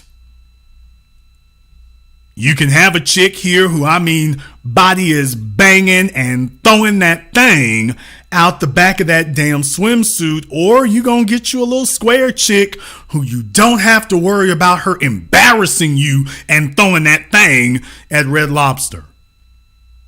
As men, you have to make those decisions. We can't send mixed signals that we want a nerdy hoe. We can't send those mixed signals. And that doesn't mean I'm not discussing necessarily about sex appeal, but what I am saying is, let's just be honest, dudes want chicks with the sex appeal of a Nicki Minaj, but the attitude of Coretta Scott King. Coretta Scott King wasn't twerking. Coretta Scott King dressed like a school teacher till the day she died. She was as square as she could be. Betty Shabazz, same thing. Mary McLeod Bethune, same thing. Ida B. Wells, same thing. And if you don't know who none of those people were, look them up. Dr. Frances Cress Welsing. These were women who didn't even wear form-fitting clothes like that. As men, there's going to be a trade-off. And let me tell you, as we get older, we start losing our appetite for the chick whose body is banging out the damn bikini and whatnot, because we've seen, we're going to have to make a practical decision. The ones who prioritize being able to wear them string bikinis are the disciplinary problems, even as they get older. They never get tired of being an embarrassment. And because they've been run through by so many men, they always think there's going to be another one. So they're not afraid to lose you because she's under the impression there will be another one until the day inevitably there isn't. Then it's hey boo. So as men, we have to make practical decisions. But brother, you know what you got. You know what you got. You know if that's what she's doing. You know if that's what she's about. If you want a chick who's bad to the bone, get that, but be ready to take everything that comes with it. And if you want a chick who's not going to publicly embarrass you, get that, but be ready to take everything that comes with that. Don't try to get her and then change her. All you're going to end up with is the very chick you didn't want. Something's got to give. Does that make sense? Oh, absolutely. Absolutely. I never chase the thoughts.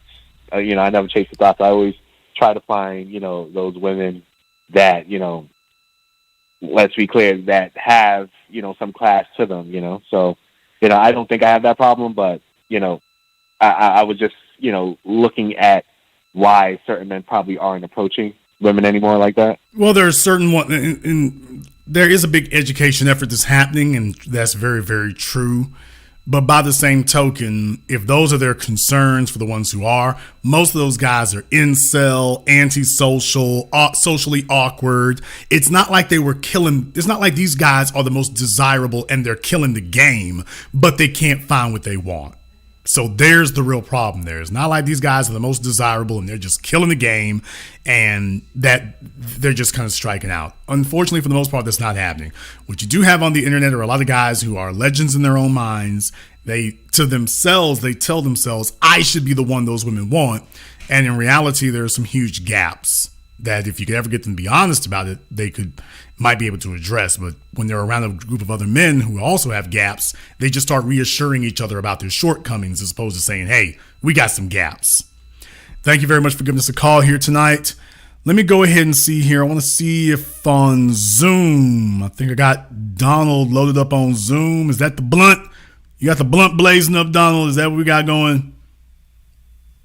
No, I don't think he's got his microphone on. Donald, these old Negroes, what is going on? He is sitting here oblivious. He's got his mic. Y'all remember him from a couple weeks ago. He got his mic turned off again. That's him. So he's looking over here all crazy. Doesn't even know his mic isn't turned on. Donald, good grief. He's just coasting down the highway out there in California. He don't know. He doesn't know. So he just saw me send him the message now. Now he's, didn't know it. Dude, you're still not on. Okay, what does he think he's doing? Okay. Donald, I don't know what your issue is. Your mic's not on. Everything else is ready. He thinks he's on, but he is not. So let me give Donald a couple of minutes here to get himself together again. I don't know what's happening, but he needs a couple of minutes to get himself together so we can see what's going on. Let me get caller from area code 612. You're on live with The Business. What's your name? Where are you calling from? Hey, Jason. I'm Jeff out of Minneapolis. Jeff out of Minneapolis. What's on your mind? And what's on my mind is, man, you've been hitting it hard today, man. I liked it when you said that money don't make you alpha, man. A simp is a man who thinks his money can buy a woman's respect. I see a lot of that, especially in the community, in the rap music, in the entertainment. They always talk about how much money they got and, how they can take your woman and all that from you. I think a lot of what's wrong with the culture is that they put that money out in front of our faces and, we just went crazy, man. We out here doing the most for a few dollars, trying to live like entertainers. Got all the little kids out here trying to be basketball stars. Like, that's really logical. And so, I just wanted to let you know, man, you're hitting it real hard tonight, man. Keep on doing the right thing, man. Be one. Black first, brother. Thank you very much for giving us a call here tonight. Let me try Donald again. I don't even know why I let Donald come on. I really don't know why. Okay, he was there, now he's not, so I guess he's going to try again later. All right, let me go ahead and get caller from area code 470. You're on live with The Business. What's your name? Where you calling from? All right, caller from area code 470. You're on live with The Business. What's your name? Where you calling from? Hey, this is Joe calling from Nashville. Okay, is that Jim from Nashville? No, Joe from Nashville. All right, Joe from Nashville. What's on your mind? Yeah, so Jason, I mean, I think one of the things that you've done tonight, and one of the things you always do is, you don't just go in on the women or take one side. I mean, you hold, the men, extra accountable for our behavior and our actions, and, and get us to challenge ourselves when we're going to be challenging, especially women. So, but I think with that said, what I will say is, I think what I'm seeing, and from a dating perspective, is that there is such a lack of respect for Black men. Whether we're educated, whether we're have a good income or whatever, just a lack of respect. I've heard women or situations where men that I'm close with, brothers, friends, go on dates with women. They're with their friends, and they're just sitting there as this guy's paying $200-$300 for drinks. Everybody's having a good time. They're just talking about how men aren't this, Black men this, and Black men that. And to me, it's just the lack of respect that for the Black male image, even if we are well-to-do. And that's just my thoughts on it. I'll land my plane there. Well, certainly, like I say, I mean, we can certainly have complaints about things. That only goes so far. Because ultimately the question comes down to what are you going to do about it? And that's what people are looking for. But in our regard here, it's certainly not the most pleasing environment, but the next question, what do you do about it? We're here tonight not to express a bunch of complaints, but to try to illuminate the landscape on which we find ourselves. Thank you very much for giving us a call here tonight. If you are on Zoom here right now, I got a couple of folks on Zoom. Please make sure that you have your cameras turned on. If you do not, you will be removed. So do not jump on Zoom if you don't have your cameras on. So not really sure what's going on there, but make sure that if you're going to get on Zoom, make sure you have your cameras on.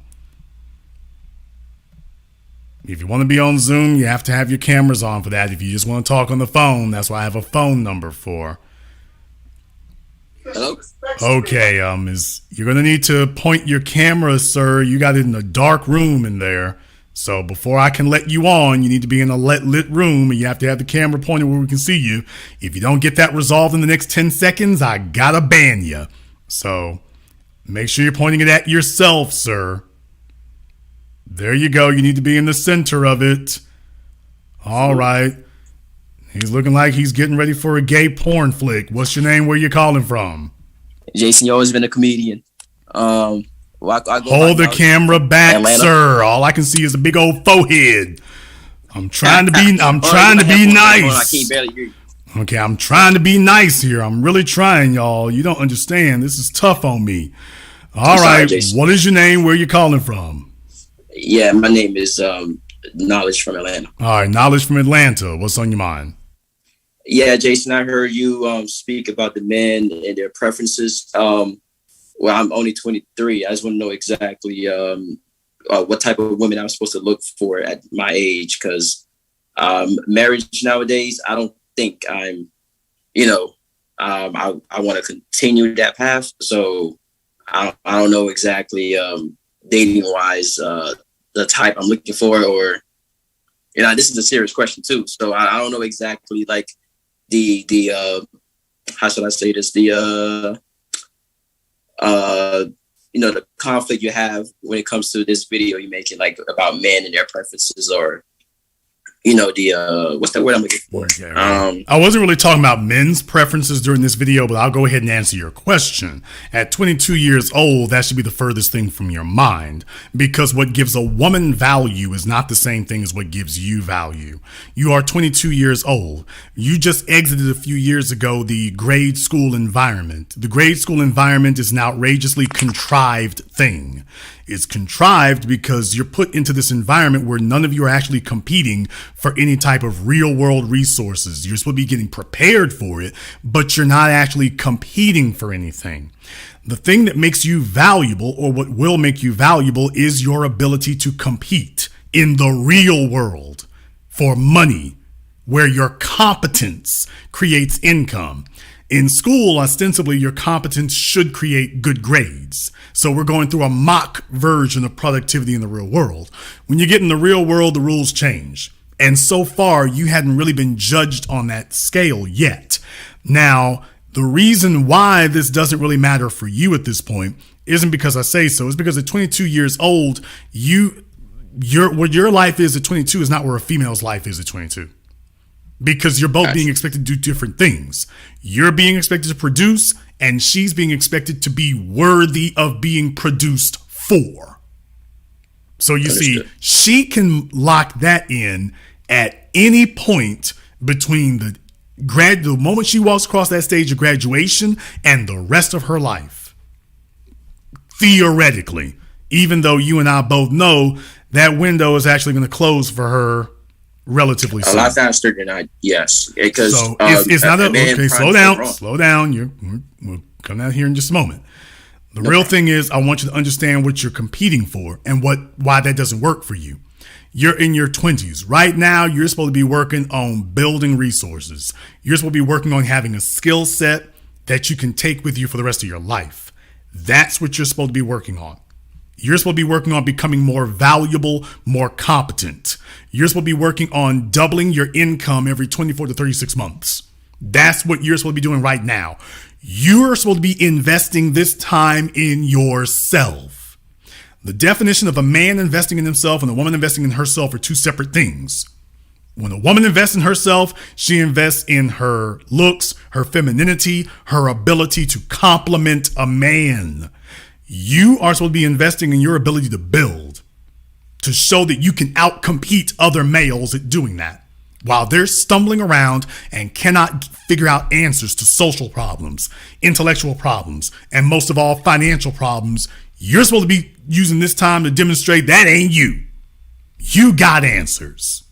But it's going to take trial and error and get knocked around. And in your early 20s, that's the time that this is supposed to happen. So right now, you're not supposed to be pursuing females at all. So what's my life advice for you at 22 for pursuing a wife? Don't. You're not ready. You won't. It's very unlikely that you'll make a good decision because right now you don't have anything to offer. So it would take a fair amount of luck. And I don't believe in luck. I believe in skill. And right now, the odds are not in your favor. That's the other problem. You want to have your pick of the litter, do you not? I do. Okay. Point the camera down some, sir. Oh, sorry. You want to have your pick of the litter. If that is what you want, you don't get that from a position of weakness. You get that from a position of strength. Gotcha. So the more competence, resources, accomplishments you have, the higher your value goes, the higher your personal value. Value is not income. Income is only one metric of value. But the higher your value as a person goes, then the more choices you have. Inversely, the lower your value as a person goes, the fewer choices you have. Now, if you just want to pick a chick because you want a warm body, that's not going to be hard to do. But if you're looking for a female who complements your life and you actually want to be able to say, hey, I want to have a couple of check boxes. Now, you can't have 10 of them, but you might be able to get 3 check boxes on there. Okay, she can't be built like Sida Bay, look like Tarana Burke, and act like, Vivica Fox. Okay, she can't do those. All right, you got your 3 check boxes. If you want the ability to do that, you can't do that as a basic average guy. The basic average guy, gotta take what you can get. If you want to be able to pick and choose, you have to raise your value so you can pick and choose. Oh, no doubt. But I just wanna say this, Jason. you can't do that at 22 unless you're lucky. Are you a basketball player or a sports player, or do you just have exceptional good looks? And even then, that's not going to give you competence. I would rather struggle and have competence than get lucky and not have competence. Take a look at the number of guys who are good looking, go into sports early, and then they're broke as a damn joke and destitute, and them same females are giving them nothing but hell by the time they're 28. PJ Washington didn't even make it to 21, or he barely made it to 22, 23. He didn't even make it out of the gate. He didn't even make it out of the gate. And take a look at him now. Damn shame. I'd rather have competence. But no, Jason. The one thing I want to point out is you was criticizing men in regards of picking the right women, of saying that we contradict ourselves when it comes to our decisions. Like, wanting a Coretta Scott King, but in a Nicki Minaj body. I just want you to basically elaborate on that, because you lost me on there due to the fact that hopefully you understand about the modern women, the problem that we have by getting along with the opposite sex. So I don't understand that criticism itself, because I don't think men are just going out there having those type of ideas when it comes to picking. But they do. But let's just keep it all the way real. But men do, and they always have, and they still do today. That's where the problem comes in. If a chick is too plain, per se, they start trying to figure out, do I got better options? And what I'm saying is men have to be practical. You can't, you're going to prioritize, she's going to have a major character. If you're going to take a look at her character traits, are you getting a woman who at her heart is, at her base, she identifies with the Cardi B's and Nicki Minaj's of the world. And that doesn't necessarily mean she talks like she's a Boricua from New York. But that does mean that, is this a female who is socially conscious and concerned about being a good representative for you? Or is she really about herself and you are an addition or an additive to her life? That makes sense. That's the one who, because shaking the ass thing is really a metaphor. It's really about, is she my best representative? Or is she just out here freestyling and doesn't care to be anybody's best representative? Absolutely. That's the question. So if you have to do that vetting beforehand, and what a lot of guys do first and foremost, the thing about is, okay, how great in bed is she gonna look? Is she gonna be, or how good is she gonna look wearing this dress? Because that's what will motivate me to produce. And see, there's where things get screwed up. You should be a motivated producer when you get out of bed in the mornings. That shouldn't be anchored or hitched to a female in any way. So when you start talking about what her characteristics need to be, when a man's building something, his first priority is, wait a minute, how well do you complement what I'm building? Because wearing the hell out of that dress is nice, but it's worthless if you ain't complimenting what I'm building. So exactly. If your goal is to get money so you can get women, you're doing the wrong thing for the wrong reasons. You're moving backwards. Well, I don't even know if you're moving backwards. I think you're just walking around in circles. Because you're not actually, you're going to get it. Don't get me wrong. You'll have plenty of female company. You just will be very unhappy once you do. Once you actually get it, you will not be happy. So at 22 years old, I'm just telling you right now, I'm circling back to that. Right now, this isn't even a concern for you. Right now, you're supposed to be doing what I was doing at 22, 24 hours a day, grinding and building. You have $1 that is worth half the value of the one I had when I was your age. You don't have time to spare. And housing values that are double what they were when I was your age. Even car prices, you don't have time to waste. So my honest answer to you is, okay, well, slow down. My honest answer to you is, you're 22 years old. You're not really supposed to be worried about a female till you're 30, 31. And even then, you're only going to be just taking off on your stride socioeconomically. I would not recommend that even be on your radar. Now, that doesn't mean you necessarily have to, quote unquote, be by yourself, but I would not advise you to engage in any type of serious relationship as your priority. The number one priority that a man has, the most important decision that you will ever make, is your purpose and your mission in this world. That's your number one decision. A woman's most important decision is the quality of man she can get. You see the difference? Your number one decision is the purpose of choosing your purpose in life. Her most important decision is the quality of man, not yours. Your most important decision is the quality of female. That's your second most important decision, is the quality of female. So just understand, right now, this time needs to be spent in solitude, focusing like a damn laser beam on getting yourself acclimated, skilled up, gamed up, becoming a complete man. Because school doesn't give you that. You see, a female is born a complete woman. Women are born, men are built. And right now, you're doing what's supposed to be the finishing on getting built. That's what you're supposed to be doing right now. So your original question, I have to take issue with that because that's not even a focus right now. I wouldn't even really be concerned seriously about a female right now. All that's going to do for you right now is distract you. That's all. That's all it's going to do. No, the reason I called wasn't about that. The reason I called is because even before, let's say the inflation, I was deep into Dogecoin and cryptocurrency, and as you know, it plummeted. So I'm not saying that I put all my funds into those currencies, but if you put anything in, if you put 2 cents into it, you put too much. Cryptocurrency is a fraud. Warren Buffett, Bill Gates. I mean, we've all said it here. But there's a lot of young people who don't know any better, and they're getting taken in left and right. So cryptocurrency is the biggest scam ever. Warren Buffett did an excellent video over a year ago talking about what the problem is of it. You can't call cryptocurrency money because it's not. It's not currency. You can't call it a store of value because it's not that either.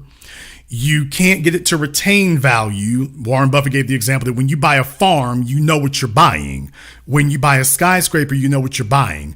When you buy cryptocurrency, what are you buying?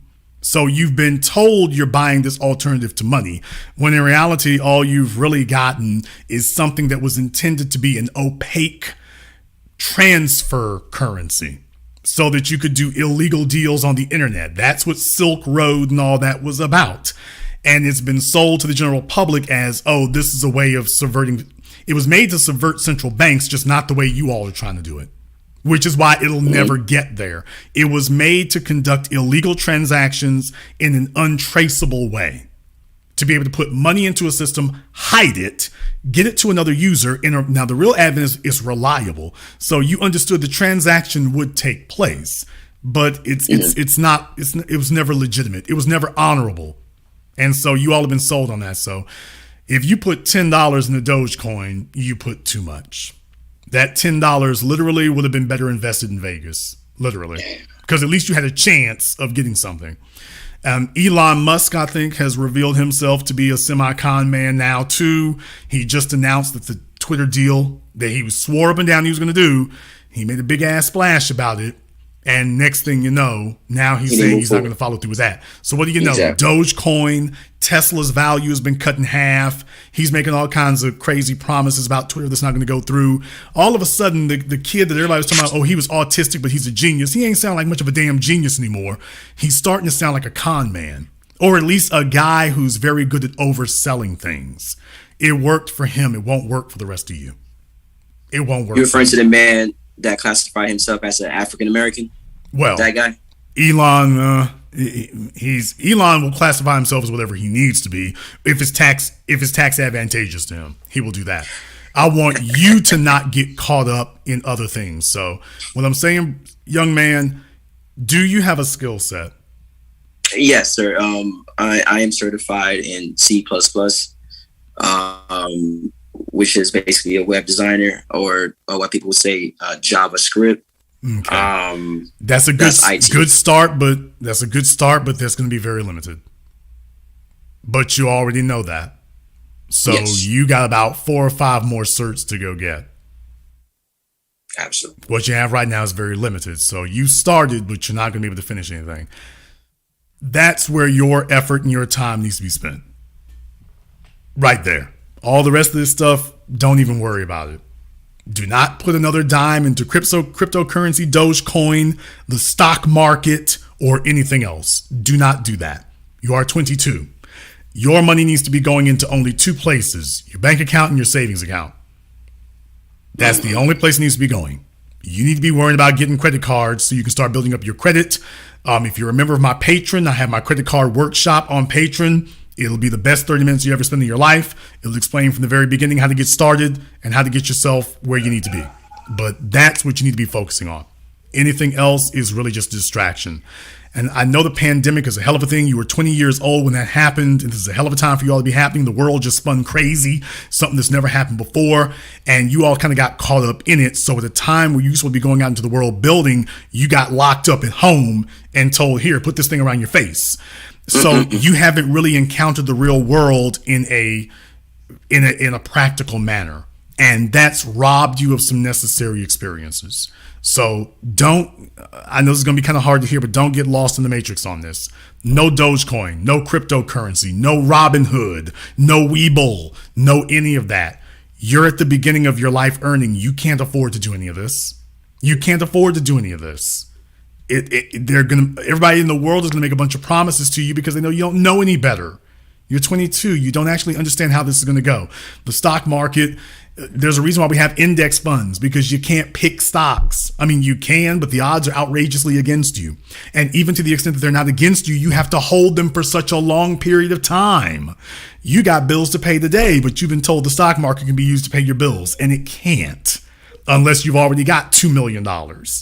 So what I'm saying is you all have not been properly educated, primarily by a bunch of people who are out here deliberately deceiving you. YouTube and Facebook have zero filters to get rid of those folks.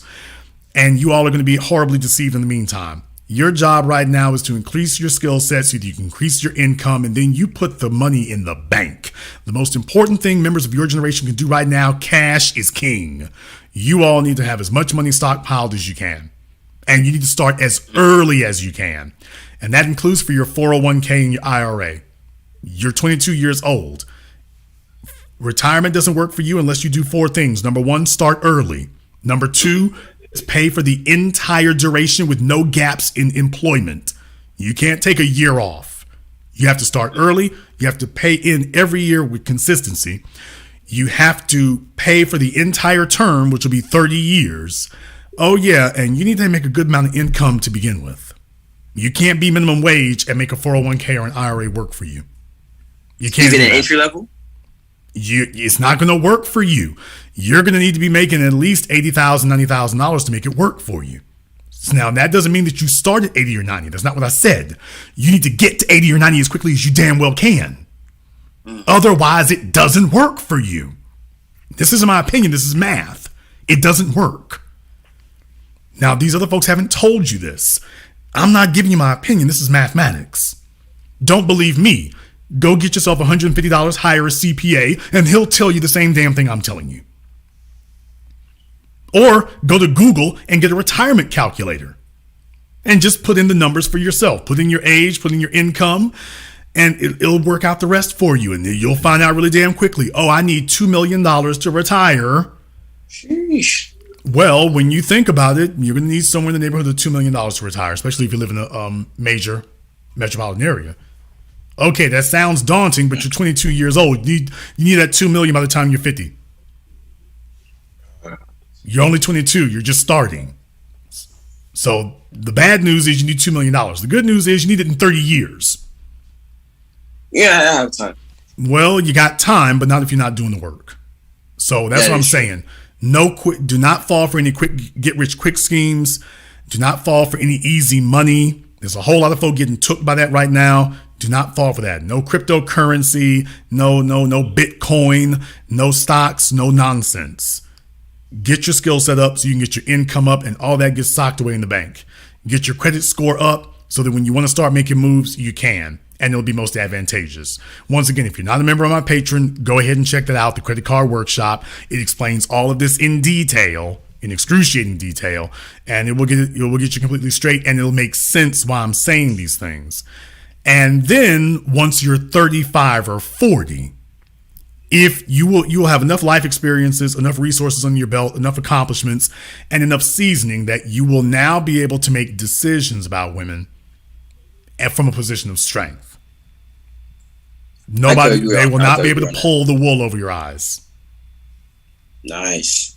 So no games, no baby daddy issues, none of that. No, none of that, period. Your whole focus needs to be on building yourself up right now. And with the dollar becoming worth less all the time, that's what you need to focus on. Don't get sidetracked. There are so many distractions out there eager to sidetrack you and distract you. Your job is not to fall for it. And it's hard because most of your peers are getting sidetracked. Dude, you're going to be thanking me profusely in 5 years. No, and this is why I'm here, Jason. Like, the only reason I called because it seems like everybody just want to party and get drunk and just sleep with each other all day, and there's no money coming in. You know what I'm saying? This like gas is like $5 damn near. The housing market is always going up, and I'm trying to find a way to move out of this apartment here, and I can't find an affordable apartment around the income I'm having right now. So I want to know what's the answer, what's the move, like what's the next occupation, because everybody's just walking around like a bunch of chicken heads and nobody's saying nothing. And I don't know where pardon my French, but I don't know where the money is at. You know what I'm saying? I don't know what Joe Biden's doing. I don't know why everybody's not talking about the housing market. Here's the thing. Everybody knows about the housing market. The real thing is you need to put yourself in the most advantageous position you can be in. Do not intellectually masturbate over this. Do not sit here and analyze this forever. You've already got the answer. The most important thing you can do is act on it now. If you can sit up here and say what Biden's faults are, then you already know what you can expect from him. The real thing is for you to start acting in your own best interests. You have no control over the stock market, inflation, housing values. You have no control over that. What you do have control over is yourself and what you can do to navigate this environment. Now that you do have control over, focus on that. Know who's out here screwing up. That's great. But focus on that. Do not focus on these other things that you don't have control over, because then it becomes an intellectual exercise where you sit there complaining about it and talking about it and analyzing it, knowing full well you can't actually do anything about it. So don't fall for that one. Don't do that. Okay. I'd like to hear back from you here in 6 months. I appreciate the call, Jason. Thank you very much for checking in with us here tonight. Like I say, it can be very, very rough. It can be very, very intimidating to do that. I got a few folks here on Zoom. I want you to stay where you are for a moment. I want you all to stay where you are on Zoom for a moment. Let me get caller from area code 810. You're on live with The Business. What's your name? Where you calling from? Hi, this is D calling from Los Angeles. D from Los Angeles. What's on your mind? I was required to call in by D Tub, and I'm kind of confused because I got off the line for like 25 minutes of that call. I don't think you're confused. If D told you to call in, then you know exactly why you need to call in. So let's not do that, folks. I'm not doing. I'm actually going through the chat trying to reference the comment I left. Okay. What's your name in the chat room, sir? Brandon D. You all know how this goes. Whenever they're told to call in, all of a sudden they can't remember what they said. They were supposed to have them call in. So everybody's brave in the chat room. So you tell them to call in, I don't know why they said that. It's probably because you said telling someone not to invest when they're young is horrible advice. That's probably why you were told to call in. I never, tell someone to invest when they are young? Telling someone not to invest when they are young is horrible advice. That's what you said. What? I wouldn't. What? Okay. I'm looking at where I said that. I would never are say you that. So now you're saying that somebody stole your phone and started typing for you? Is that what happened? Your phone got hijacked? Is that what occurred? No, but I'm just like, maybe it was a bud text, but I listened to you religiously. Your phone got hijacked, brother. Is that what happened, Brandon? Your phone got hijacked. We doing that? Come on. I'm a loyal patron. Come on, man. I'm not lying to you. Come on. Telling somebody invest when they're young, sir. I'm okay. Well, if that was stated, I apologize. I did not say that. Okay. Like, Let me find out here. I'm just a little bit nervous. Because slow down. I'm just a little bit nervous. Okay. Slow down. I'm just a little bit nervous because I'm such a loyal listener. Okay, I just said slow down. Sir, will you pump your brakes? Okay. In any case here, Brandon was the one who was supposed to be calling in. My mods gave me the area code for it. I'm hoping that D is not having a flub about that. You are the one who was told to call in. Yes, sir. I want to make sure that's the right one. So are you what's the last name you have in the chat room? It's just Brandon D. There's a Brandon Cameron that was required to call in, but that's the other one. Then you're the wrong one. What are you doing here? Because D Tubman has me highlighted as Brandon D and is showing up in the chat with a red highlight. Okay, that is literally not what I have here. Okay. So I'm not really sure how that occurred, but that is literally not what I have here. So do us a favor. You can go ahead and hang up. Yep. The D, will you straighten that out, ma'am? Get the correct one, please. Thank you. If a thing is to be done right, guess you gotta do it yourself here. Where was I? In the Zoom, let's make sure. Let me go ahead and call some folks up from the minor leagues on Zoom. You're getting called up to the majors. So make sure that you're ready for that. Not really sure what's going on there also. Somebody is not doing something here. Okay. Not sure what happened with them. Let me see if I can go ahead and get Kende here on Zoom. All right, Kende, are you on? Yep, I'm on. Can you hear me? Yes, sir. What's on your mind? Well, I appreciate you pronouncing my name correctly. That was well done. I just wanted to call in because you said something earlier in the broadcast that was very, just pertinent to my situation. You said a lot of the young men out here are just, they're just working, doing their thing, and they're not really checking, out there in the dating market. And I think the reason why is obviously because a lot of things you were saying tonight. Just give you a quick story. Some months back, I was talking with this chick or whatever. And I planned out a whole weekend, invited her to where I was staying, took her to dinner, planned everything out. It was 2 days. And then long story short, after the whole date, I drove her back to where she was from. It was a different state, Philadelphia. I'm from New Jersey, for 52 minutes or whatever. So basically took her home. She says, let me know when you get home and everything like that.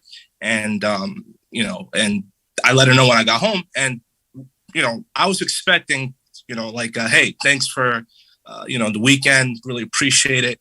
But literally all I got back once I sent the text that I got home, all I got was literally a thumbs up emoji or whatever. And, I confronted her about that. I really don't appreciate the way you, kind of responded. I'm not really used to that. If I take a girl out, I usually expect some courtesy, hey, thanks for taking me out. Thanks for the time. And, I just wanted to confront her about it just to kind of do me a favor here. Yeah. Set the phone down because you're flopping around like an episode of NYPD Blue. So sorry about that. Go ahead and set it down here, but let me go ahead and find a couple of things here. How old are you? I'm 28 years old. Okay, you're 28. Do you have any children? Yeah. No children. Okay, you're 28 years old. You don't have any children. Let me just ask you one thing here. How long did you know this person before you went out with her? It was a few weeks, about 4 weeks. 4 weeks, just talking, Okay. You talked to her for 4 weeks and then you took her out. Yeah. Why? And that was my mistake. Yeah. Thank you. That was a mistake, There you go. Thank you. Because what's happening is you guys are simping, and by that I mean you're spending money first and then finding out if she's worth the money second, as opposed to let me find out if she's worth my time first, and then spend money if it ever comes to that. If it ever comes to that. Yes. So there's where you all are making mistakes at. So I can't fault her for getting a free meal. I can't really fault her for that. What I'm saying is you guys got to make it very, very clear. Hey, I don't just do this with just any old body. So you have to qualify for my company. Exactly. And that's what I realized after the fact. Because, I just been kind of putting my head down, working. I was like, let me get back out there. And I made that mistake. And, on talking to my brother, some male friends like, hey, you should have qualified. And it's like, but that just shocked me because I haven't experienced anything like that before, even with girls I just met and, just taking them out. But, I made that mistake and I learned from it. But it's like now there's a hesitancy like with girls, like, all right, you're going to have to prove yourself before I do that for you. Well, thank you. Thank you. But it's not a hesitancy. It's simply called learning. It's called maturity, not hesitancy. Yeah. I mean, if you see the world at 30 the same way you did at 20, you didn't learn anything. And if you see the world at 40 the exact same way you did at 30, you didn't learn anything then either. So by definition, what you learn that, okay, hey, this can happen. This literally really can happen. There are folks that things can go left. So was this a fault of hers? Was this a fault of mine? Where were the holes in the game? And most importantly, what can I do to plug that so that I get the outcomes and the results that I'm looking for? Yeah, and you're right. And that was my mistake. I didn't judge a character. And once that situation happened, I tried to, work through it with her. Like, let's get over it, and she just kind of flipped out on me and tried to blame me. And I was like, wait, hold up. I'm just trying to tell you, like, set this boundary. I didn't like this. And she flipped out. And that's where. Is she black? No, she's There you go. She's what? She was Portuguese. There you go. Now, where are your people from, brother? Yeah. I'm from Nigeria. There you go. That haircut tells us everything, dude. You might as well have a T-shirt and a billboard. Come on now. That's the other thing, bro. You got to get it tightened up. Look, I don't believe that like I say, folks, y'all know they got them over there color struck and every damn thing else. So this is going to set you up for life to get bowled over. So I suggest you get over this quick, fast, and in a hurry. But the bottom line is, like I say, you're not a career criminal or anything like that, but you're naive. And that naivete is something that people can see walking in the door.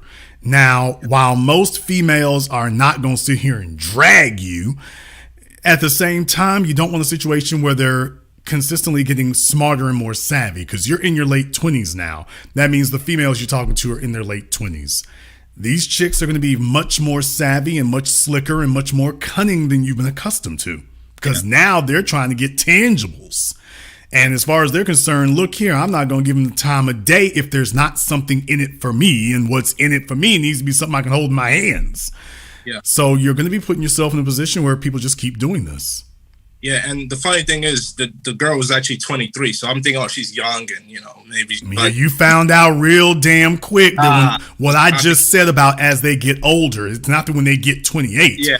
Females start sizing this up early because the truth of the matter is when they're in high school, and even over there in Nigeria, when they're in high school, they're getting laid on top of by dudes. Yeah. They're catching feelings, but they're usually catching feelings for dudes who, when they're in high school, they're trying to get as many females as they can. They ain't really trying to just get just one. So she gets a crash course in, even though I desire to lay up with this dude, I won't get what I want.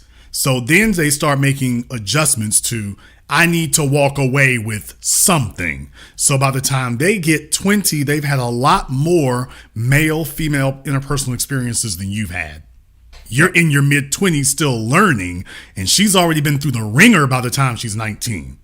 So she's had a wealth of experiences you haven't had.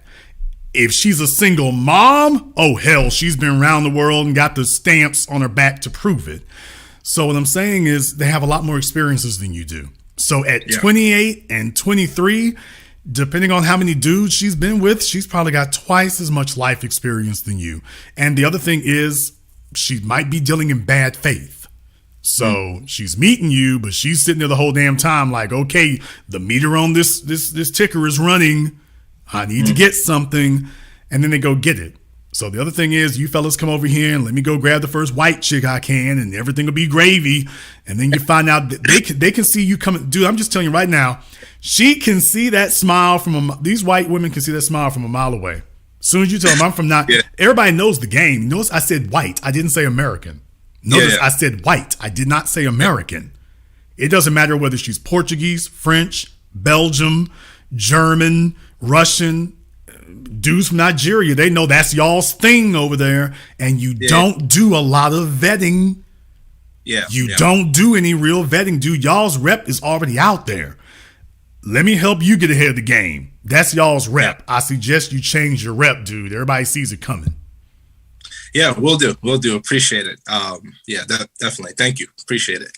All right, get the game tightened up here. There's plenty of folk out there who are going to take advantage of you if you allow them to. They're going to take advantage of you if you let them there. He's running up on them. I finally found the greatest Becky ever. And then it's okay. She's like, okay, I got a trick or two for you. A lot of fellas out here don't realize that. So they're young dudes and everything. Like I say, you notice I didn't prosecute them about it and whatnot. It's like, okay, go ahead and do it. I ain't got to teach you nothing. She going to teach you. I don't have to teach you anything. She's going to teach you. I'm going to just be sitting here. When you come back, hey, how'd that turn out? Oh, man, she ran my pockets. Oh, okay. Oh, just like I told you it was. All right. Just wanted to make sure about that. Just wanted to make sure. Okay, here, Don on Zoom. I've asked you to turn your camera on. Let's not do that. Okay. Like I was up yet. All right, I think we can actually hear you this time. He had to go into a whole different damn new name. About time, bruh. You are technologically challenged. We're going to have to get an IT tech over there to help you get this straightened out week after week. All right, Don, we got you on. Usually the now he's playing from, it lines up. I have no problem. Yard stream or whatever. Stream yard. No problem. But we're here now. So all right, what's on your mind? Oh man, just on topic.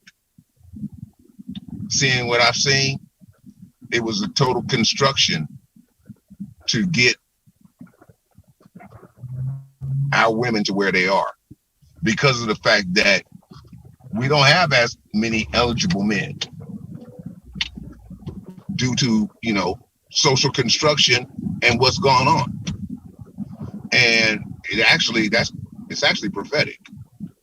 But the other thing that contributed to it, is the parents of my era. That's where you really started to see the single mother come in. And the struggleology, and then just becoming okay with it becoming the norm. We lost our way out of social design that contributed to it, because these people have played 9-level chess. Just know what level you're playing on. Everything that you've said tonight has been spot on, including the advice that you gave to that young man. I saw Bitcoin as fool's gold, and I wasn't going to play with it. Just like I saw the 2000, I think it started like in 2005, the real estate rush. I saw that too, and I was like, a lot of people going to get hurt. A lot of people going to get hurt in this recent real estate rush that's coming on. And so a lot of these contribute to where we are, and then that whole spirit of a woman that doesn't want to line up. Now, my sister lost. You're lost? Yes, I'm lost, Don. Where are we going? I was just getting ready to say, I was just talking about the attitudes and why you see a lot of single women. today. And it just, it didn't start yesterday, as you know. And the thing about it is, when you want to step out of line, this is what ended up happening. Your attitude and all that has gotten into a place where it's like, yeah, the few black men that are free, they're not trying to deal with that. They're not trying to deal with that at all. And so this is why you find yourself by yourself, because, you outnumber us to begin with. But then the attitude just makes black men not want to deal with you,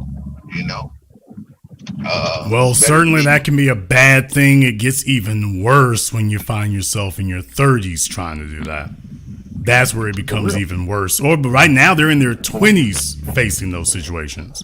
So when I'm going through a whole city like that, that's what occurs. When you go through a whole city, and I'm sitting there in New Orleans on a holiday weekend, it's 22-year-olds and 23-year-olds, and they're not pushing buggies and strollers like that, but it's like The Walking Dead out there.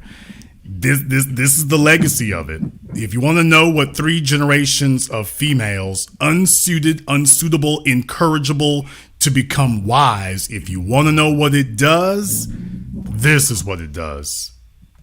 As well as the educational system that goes, there is an alternative way.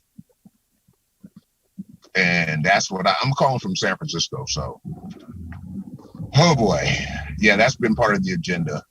And we see the results of, 30 years of operation. So it's, like I said, it's hitting from all different fronts. Anyway, I'm going to land my plane, man. It's been a pleasure speaking with you again, sir. Thank you very much for giving us a call here tonight, Don. We appreciate that, as always. Yeah, definitely. If you want to know where that winds up putting them there, that's where they end up going. That's where it ends up going. Let me go ahead and get back to the phone lines here. Let me get a caller from area code 682. You're on live with The Business. What's your name? Where you calling from? Raheem, I'm in Myrtle Beach. Raheem in Myrtle Beach, what's on your mind? Yeah, 2 things real quick. What you said, it's here. That's all I see when I walk the strip or have dinner or whatever. Just a bunch of girls. I just met one that was 19, and we hung out, whatever, and she said she's going to a Kendrick Lamar concert, and she's going with her mom and her sister. And when she told me that, you almost saw on her face, like, I'm sick of this shit. I need some man, in her face. Like energy coming from her when she told me. And then the men that you do see on the strip with females, those females got a vice grip on them. You can just see it. Like, yeah, I'm watching you hoes. I'm watching, part my French. I'm watching, I'm scanning, But that was just the 2 things. I see it here in Myrtle Beach all the time. I mean, look, for the females who, when the female has some sense, they make guard. They make guard seriously. They make sure, I don't even like holding hands or nothing like that. So what they do with me is they grab my arm. So, because I don't like holding hands. They'll grab the arm. It's like, okay, I'm like, you're about to yank me down this parking lot. But they want to make it very clear, hey, I'm not his sister. I'm not his cousin. We're not carpooling. His daughter. They want to make very clear that that's the situation. And on the one hand, you can understand that she has a different set of concerns than you do. She's got a different set of concerns than you do. So she just wants to make it very, very clear. Hey, hands, eyes off, whatever. And that's a good spot to be in if you're the guys. But let me tell you, bro, it's Armageddon out here for the females right now. It's Armageddon. It's terrible. And what the worst part of it is, they're losing their ability to even function around men. When you've been around this many females for so long, the requirements that females have of you is not the same as the requirements men have of you. Our requirements of you will be different. But if all you've ever done is work your muscles around other females, what you all in an environment where the females are more and more entitled by the day, they're not making you into a better woman. They're just making you into a better companion for them, but they're not making you into a better woman for men. That's the situation you have now. Thank you very much for giving us a call tonight. Let me get a call from area code 478. You're on live with The Business. What's your name? Where you calling from? Okay, he is calling me from the shower. Caller from area code 816. You're on live with the business. What's your name? Where you calling from? Hello, this is Apex calling out of Honolulu, Hawaii. Apex out of Honolulu. What's on your mind? Well, the brother who was an over-the-road truck driver with the Latina side chick, as you called it, I fell into that trap of not playing the field when I was a truck driver. Before I got into the Army, I was a truck driver for 2 years. And before that, I was a college student for like 3 years. And I noticed that when I was an over-the-road truck driver, I was utilizing Tinder and other dating websites and whatnot. But now that I'm out and I'm not constrained to the road, I'm not chained to the pavement anymore like I was, I'm kind of reverting back to my roots when I was a little bit more free to socialize and whatnot. Now, I'm gonna run a scenario by you, or a few scenarios by you. Let me know if this is kind of a good stratagem, if you will. For brothers who may be kind of socially awkward or, let's say, have approach anxiety, utilize a simple two-stroke approach. In psychological terms, that's like you say something, you say hi, and the person says hi back. Now, what you want to do is you want to frequent a spot on a regular, let's say like a Starbucks, and you want to go there at the same time every day. And you see a female that you like or that you're interested in, you start off with a two-stroke engagement or one-stroke engagement, hi, and then you escalate it, hi, how are you? And then she responds, I'm fine. Oh, that's nice. What happened? Okay.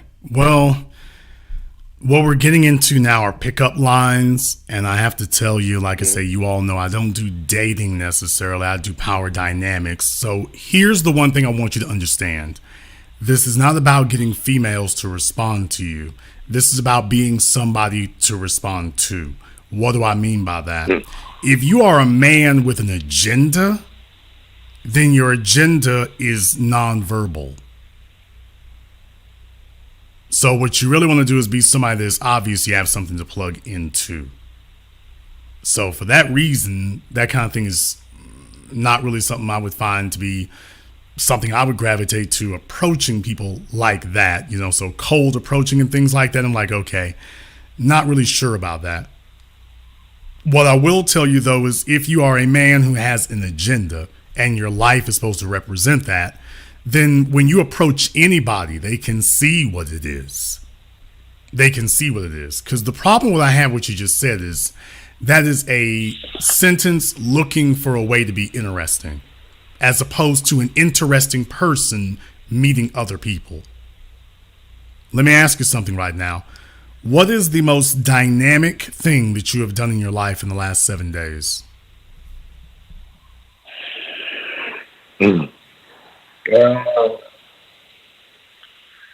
Read a book. Okay. Now, ask me that question. What is the most dynamic thing that you've done in the last 7 days? Okay, first of all, I can't go back 7 days. Why don't we just go back a couple of weeks ago? What I did was I drove all the way out to Charleston, South Carolina, so I could go out there and go support my man Marcel Dixon, who's running for Congress. I also spent plenty of time to go up and down the riverfront. I was up and down that area to go see what was happening, so I saw what people were doing out there. Gentrification is kicked into overdrive. Saw some historic sites along the way. I stopped and talked to a lady who owned she's one of the Gullah Geechees. She owns a shop where she weaves baskets out of grass straw. So that was interesting talking to her about the changes in the neighborhood and everything. I was right across the street from the Harbor Inn, which is a nice hotel there, but they're building a big Lowe's hotel right across the street from it. So I did that there as well. Oh, I visited, I won't say the first place I visited because I want to bring the tempo down here, but it was cool going out there and everything. Drove by Myrtle Beach. That was cool as well. So that was all right. Took about a week or so off so I could go ahead and get my bearings. And then I found out that somebody was trying to violate airspace in Louisiana.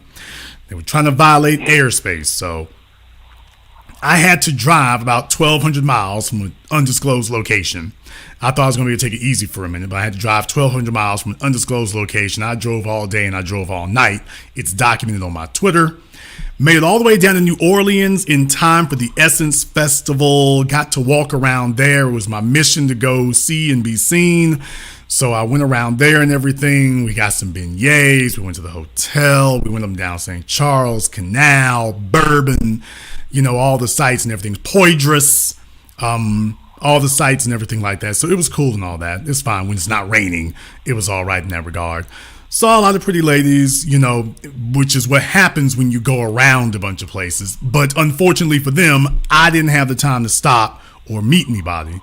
So unfortunately for them, I didn't really have the time to do that. I was on a mission, but that's what I was doing then. And then day after, I didn't even go out to go watch the fireworks in New Orleans. I'd had enough of that. I saw enough people driving by and things like that. So when that was all done, I left and went back to Shreveport again. Interesting. Now the lady with the slow down. I feel like Chris Rock. Don't just walk over that, man. Let that percolate and simmer for a moment. Let that percolate and simmer. The problem is that most fellas today are boring, and they resent men who are not boring. And by that simply means, are you doing something? Well, I'm a truck driver. Man, no woman is turned on by hearing about your Freightliner. They're just not. Or your Xbox, or your comic book collection. That's not something she has in common. Going somewhere and seeing something that is. But most guys are boring. And because they're boring, you're not giving a woman anything to be interested in. You think you are, but you're not. You think you are, but you're not. What have you done this dynamic in the last week? I read a book. Don't get me wrong, reading books is fine, but that would have to be a hell of a book for that to be of any real value. So what I'm saying is that book isn't making you a more interesting person. And when you first meet somebody, if you don't look interesting, you need to be interesting. Otherwise, what are you giving them? See, what you all really want is for a person to start asking you a bunch of questions, which that will happen if it looks like you have something to ask questions about. But if they can take a look at you and it looks like there's not very much to you, that's different.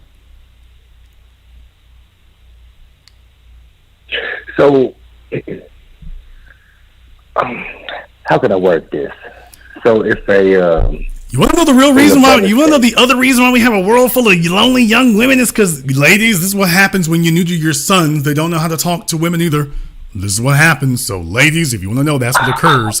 This is what happens. Word. Okay, let me give you an example here. Let me just give you an example. All right. And this is going to sound silly. It's going to sound stupid, but let me go ahead and give you an example. I want you to pay attention to this. Now, this is something I've done on Patreon, but I want to give you all an example because so much of this just seems silly to me. And I'm not going to beat up on you too badly, okay? I'm not going to, trust me, I'm actually not going to beat up on you too badly because I understand a lot of you just don't know, and I get it. But okay. For example, try this out sometime. I want the fellas to try this out sometime.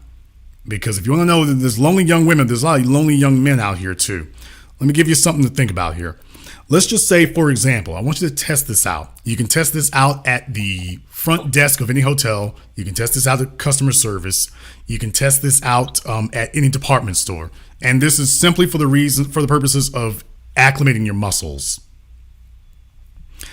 Let's just say, for example, you go up to the front desk, you're at the Waldorf Astoria, you're at the Four Seasons, and let's just say, for example, that the front desk clerk, let's just say her name is Brittany. You took a look at her name tag and it says Brittany. Your next response is say, Brittany's. Uh-oh. What does that mean? Uh-oh. All Brittany's are trouble. They're all cute and dangerous.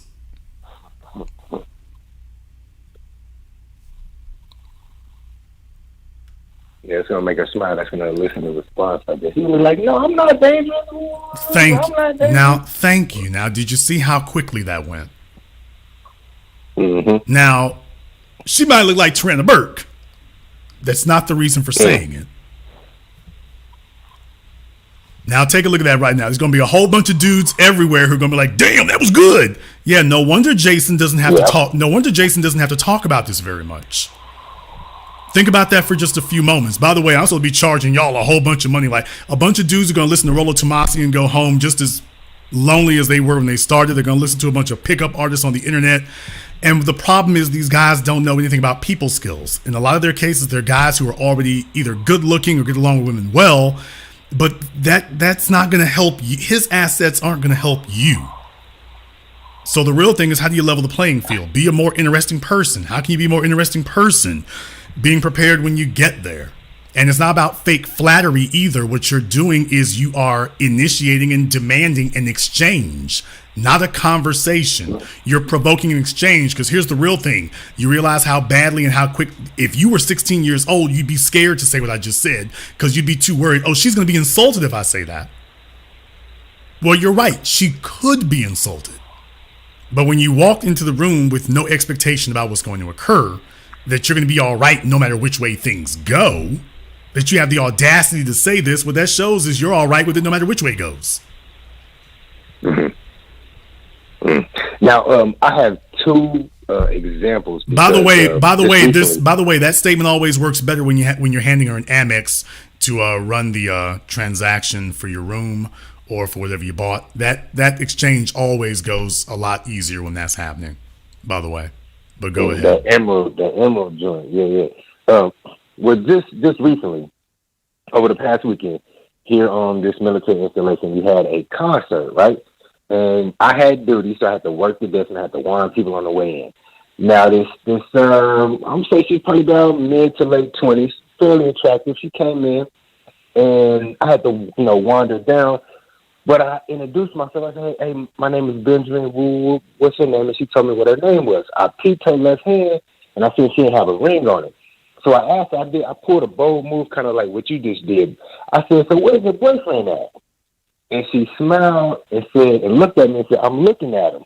Now, I'm not going to tell you what transpired after that, but if I could get some feedback from you on that, it worked for the most part. I got the desired response from her, but if I can get some play-by-play analysis from you on that one, big bro. Well, certainly that can work under certain circumstances. The only thing it requires is a specific response for it. So, but for me to go deeper into that would take a lot more. I'd have a few more questions to ask in that regard. So if you're not a member of my Patreon, I'm going to be doing Patreon tomorrow here. So definitely make sure you sign up for that, and we can go a lot more in depth about that, though. Thank you very much for giving us a call here tonight. Like I say, on Patreon, I get asked these questions all the time and whatnot. And to me, it's just really kind of, like I say, these are just basic skills as far as that's concerned. These are just basic skills as far as that's concerned. But then again, basic isn't so basic anymore. So let me get caller from area code 914. You're on live with the business. Oh, wait a minute. Caller from 914. Let me stop right quick. Let's just say, for instance, by the way, I want to give you all one more here. You know what? No, let me not give you anything else. Let me just stop right there. I was going to say something else, but you know what? Never mind. Let me just go ahead and sit on that. Caller from area code 914. You're on live with the business. What's your name? Where you calling from? Hey, good evening, Jason. This is Michael. I'm a truck driver. I'm in Idaho Falls at the moment. I have a question to ask you. I'm in a relationship, been in a relationship for 2 years, but I heard something you said that you don't try to change them, and I don't want to make any mistake in my relationship. She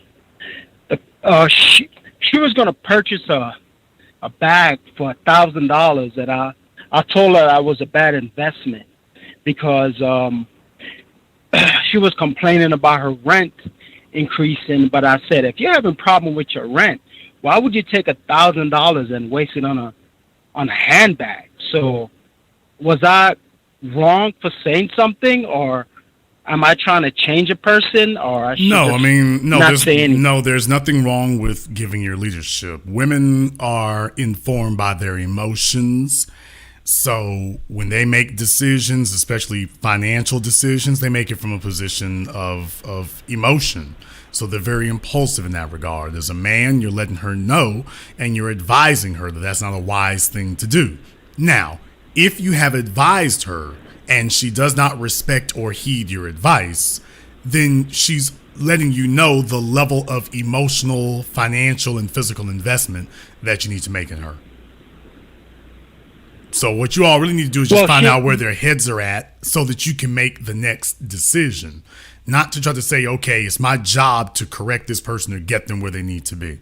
So if they're open to your leadership, then you do that. If they're not, then you need to have a category for them. It might be in front, it might be on the side, it might be out altogether. But what you shouldn't be trying to do is get somebody who needs to be on the side and put them in the driver's seat. Okay. One more thing that happened now, and this was a year ago. Now, 90 this is seconds. Just recently happened. Her car started leaking, and she needed a car. I was going to help her, but my family told me because of everything that happened before, do not help her with the car. So slow down. Slow down. She was having car issues, and you were going to, quote unquote, help her with her car. What does that mean, sir?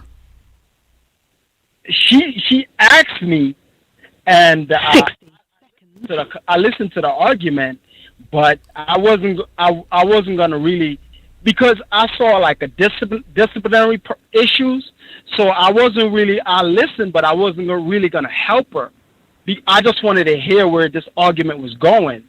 Our car started leaking near the engine, and the mechanic told her, the amount of money she's going to be putting in the car, she might as well get a new car. Okay. So she brought. So what does that tell you? Go ahead. Think that I want everybody. No. Stop. I want everybody listening to think that over for a few moments, though. I want you all to keep that in mind. In any case, what I want for you to do, go ahead and finish your story.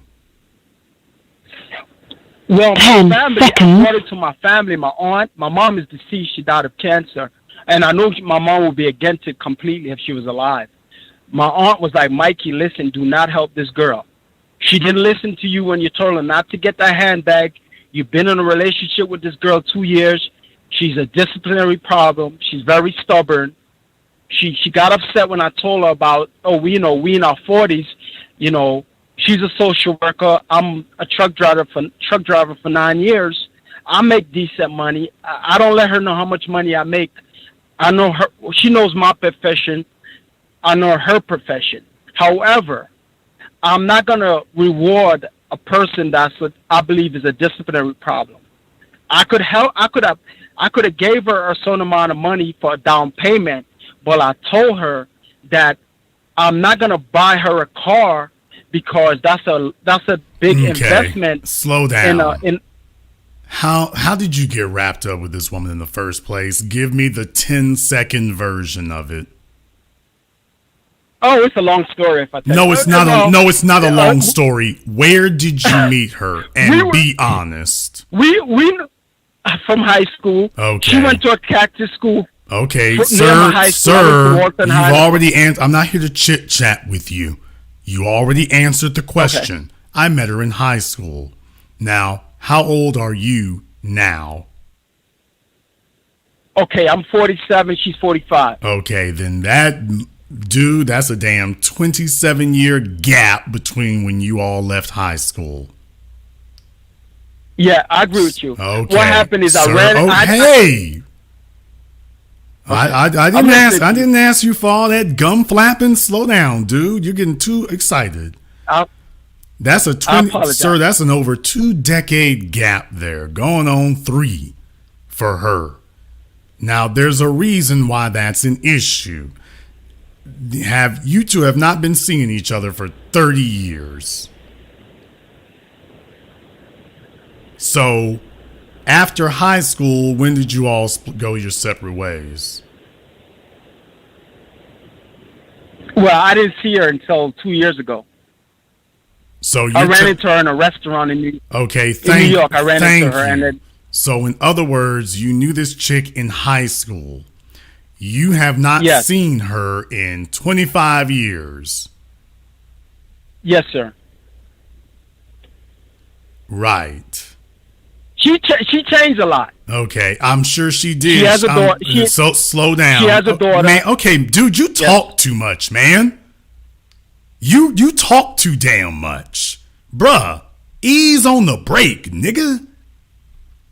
Every time I keep telling you that, dude, you're just real jumping in like a chipmunk. This is why chicks are gonna run you, man. Calm yourself down. You don't have to tell us what the deal is. She's done come back to meet your simp ass after all this time. Of course, we all know what the hell's going on.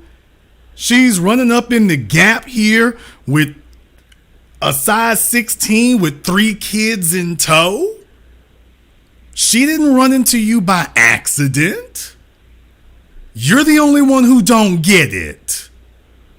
That's why I said, where did you meet her? We met in high school. You ain't been, how old are you? Almost 50? Well, you haven't been with her for 30 years. Oh no, we just ran into each other 2 years ago.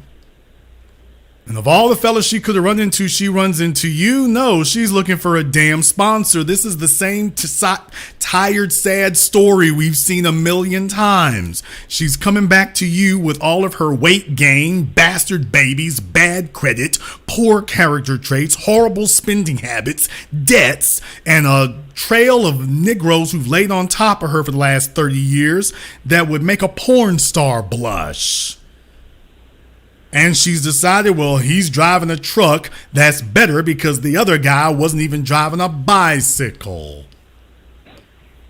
And so now she's like, hey, boo. Well, yeah, she's coming to you raggedy as hell is what she's doing. There's nothing fly about this. This is raggedy as hell. So no, it's not any surprise. None of this is a surprise. That's why I wanted you to shut up. Because we already know what she's doing. She's over middle age. She ain't been run through. She's been run over. She's put on a bunch of weight. She's coming with a bunch of kids. And now she's like, well, let me see if I can get him to take care of this for me. And notice, you didn't lead or start with any of those details. You started about a handbag and then you jumped to a car. You didn't mention, by the way, Jason, she is 30 years older than she was when I originally met her. She's 6 sizes bigger than she was when I originally met her. And she didn't have any kids back then, but she damn sure got them now. Now, if you had said that from the beginning, we wouldn't even need to hear about no car and no handbags. Now, how many kids do you have? 0. Where is she from originally? I have no. Same place where I was born, Montego Bay, Jamaica. Well, this explains a lot. In any case, you said she's from there. Now, did you both go to high school in Jamaica or you went there in New York? New York, Bronx, New York. There you go. For those of you who don't know your spots up there, get familiar with those. In any case, so you got this chick running around, and now 30 years later, she's willing to give you a try. Because the real thing is, were you two still an item when you left high school? We was friends in high school, yeah. You were friends in high school? Yeah, we was friends. We wasn't dating, nothing like that. Okay, so that's what I'm telling y'all. He's really misrepresenting himself on this phone call. So you two were not together in high school. You knew her. No, we were just friends. You knew her in high school. Did you meet her when she was a freshman in high school? Yeah, well, she went to the Cactus School near my high school. I went to Walton High. Okay. So we used to see each other. And we used to talk. You know, we walk on the, because the school wasn't far from mine. So we used to meet each other. We used to talk. Did she have a boyfriend? Yeah. That I don't know. Man, if you don't quit lying. All them Catholic I don't chicks, know. all them Catholic chicks up there in New York are ran the hell through. By the way, you said that you didn't sleep with her back then? No, I did not. Yeah. So you were just walking her on the boardwalk and no personal interaction between the two of you. So she had you friend zoned in high school. If you want to call it that, It's not an if I don't know. I feel like Anton Chigurh. It's not a if I want to call it that. That's what it is. Unless you're going to sit here and tell me that you really did believe she was a virgin all this time. Unless you really want to believe that. She's coming back to you 30 years later with a bunch of bastard kids in tow. She has a daughter. Okay. You think that's the only time she got pregnant? I don't know. Okay. I don't know. Yeah, you're giving a bunch of answers that are very self-serving. No, I'm being honest. I don't know. Okay. Did she tell you about her husband? Yeah, it's divorced. I didn't ask how long. Yeah, there you go. So you didn't even get any details about that. Not that you were very interested in details about that. Because you see, you've already given it away when you talk about she's telling you about handbags and rent. Why the hell is she telling a guy that she ain't talked to in 25 years about her rent? Well, the whole thing happened is her birthday came up and she said she's gonna get some handbag for $1,000. But what I said to her was, why are you gonna buy a handbag for $1,000 when a couple weeks ago you was complaining about your rent going up $50? So if you're having rent problems, you're gonna go waste $1,000 on a handbag. But the reason why I called up, because I hear you said something about changing a female. I don't want to overstep my ground and try to change a female. Sir, and that's how. Sir, you said that you only reconnected with her 2 years ago. Let me ask you one more. Yes. Let me ask you one more thing, because that all sounds very, very odd. Okay. Are you telling me that there has been zero contact between you and her from 1998 until 1996, was it? 95, 96 until 2020? From I graduated from high school, yes. I haven't seen her since I ran into her. I was in a restaurant in New York. I went home for home time for Labor Day of 2020. Okay. You're saying that you didn't contact her, no Facebook. You have had zero contact. There has not been a word exchanged between the two of you from 1994 until 2020. Yes, sir. I tried to search for her on Facebook and I could not find her. You tried to search for her on Facebook. Okay, yes, so you were I did. So you were holding out a candle for her.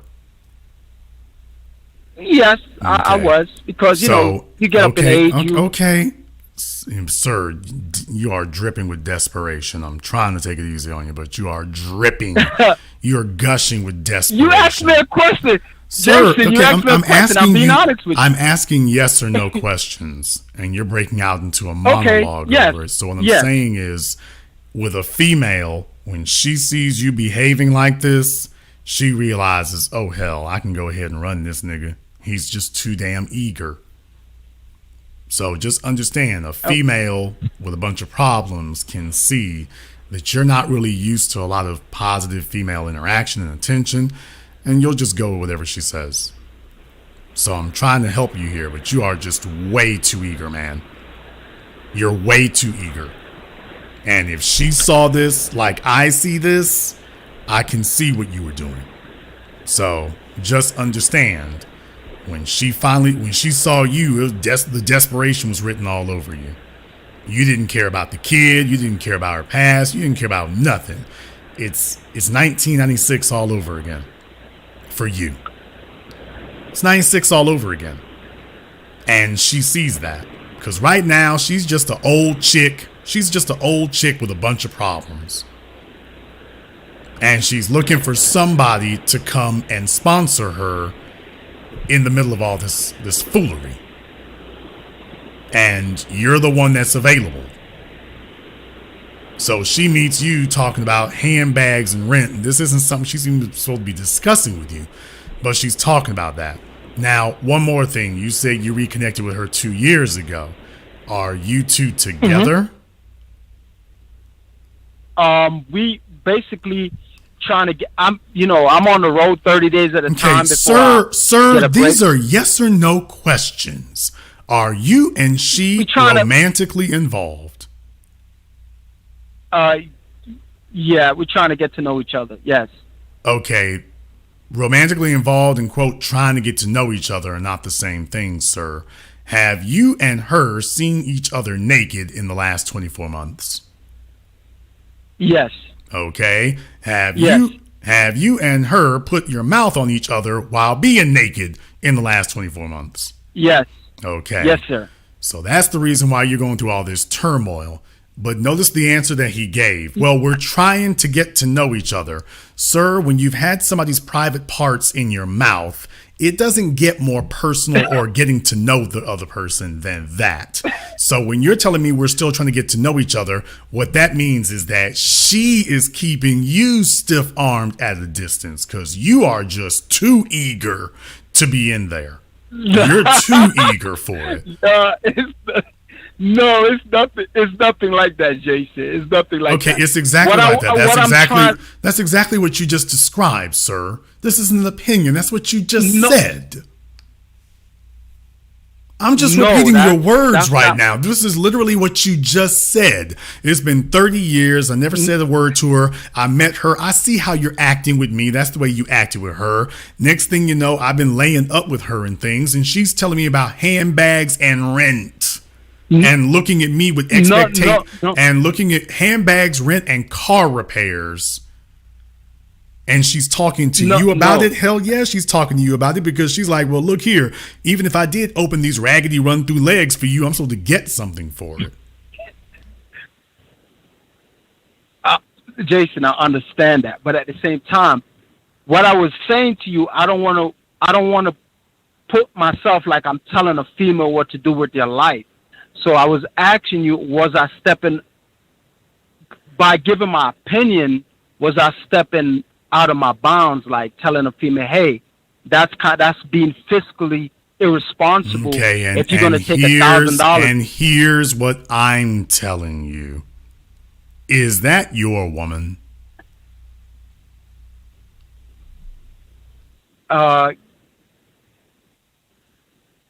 Yeah. Okay. It is. And this part right here is the crazy part. For all the young women out there, I want y'all to understand, if you don't play your cards right when you're young, if you don't play your cards right to the young females out there, if you screw off, this is the guy you could end up with right here. He's literally on my phone. He's been friend zoned. The situation is all kinds of raggedy. Talking about her rent, handbags, and car repair. And when I ask him, sir, you're talking to me about a situation. I'm asking you a basic question. Is that your woman? Well. Now, what this really sounds like is what I said before. Dude, you wouldn't be going through all this if you were not hoping that was your woman.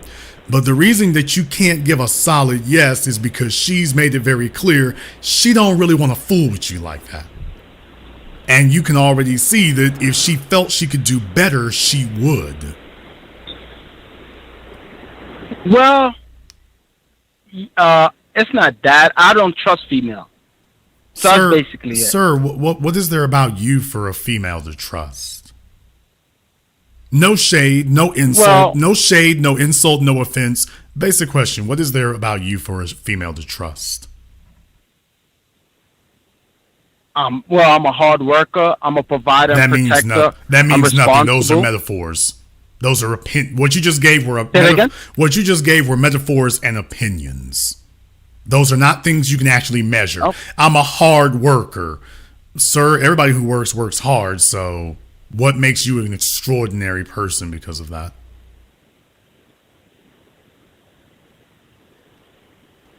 Thank you. That's just like a woman saying, I'm a good woman.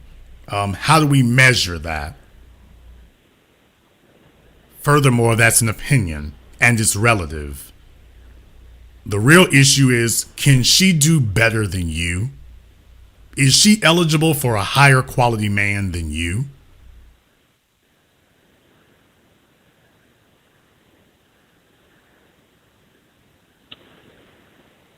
There you go. Yeah, I don't know. Yeah, you do know. What size does she wear? She's probably a size 4. She's not fat. She's not no overweight.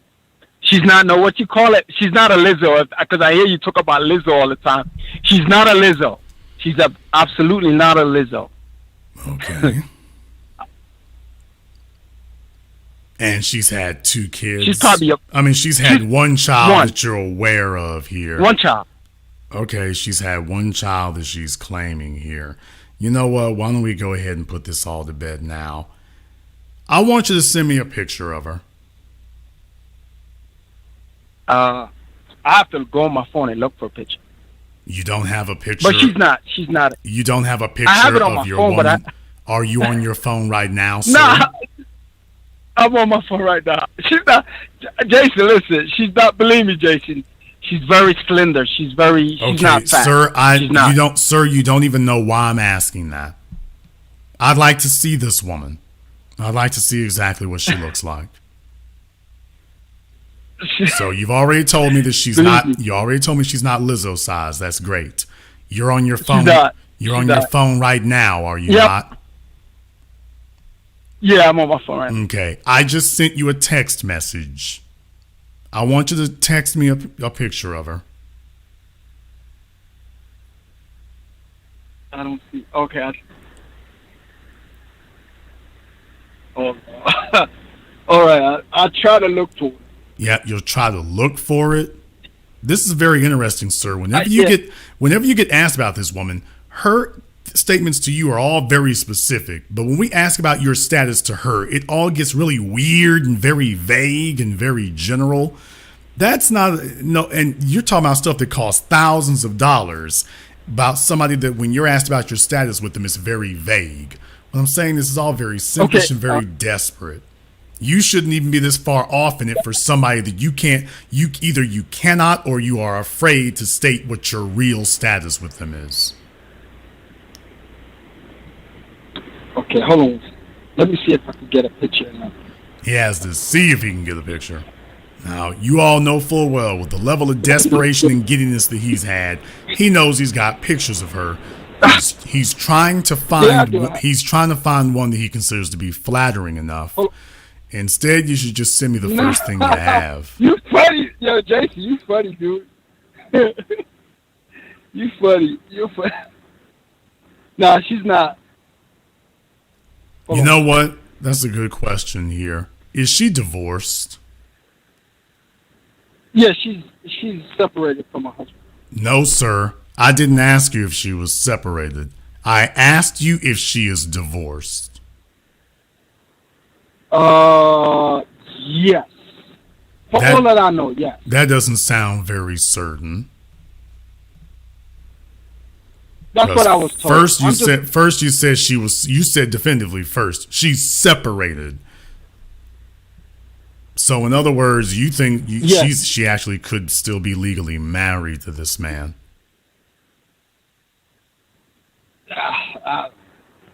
Y'all gotta watch it with these folks from the Caribbean.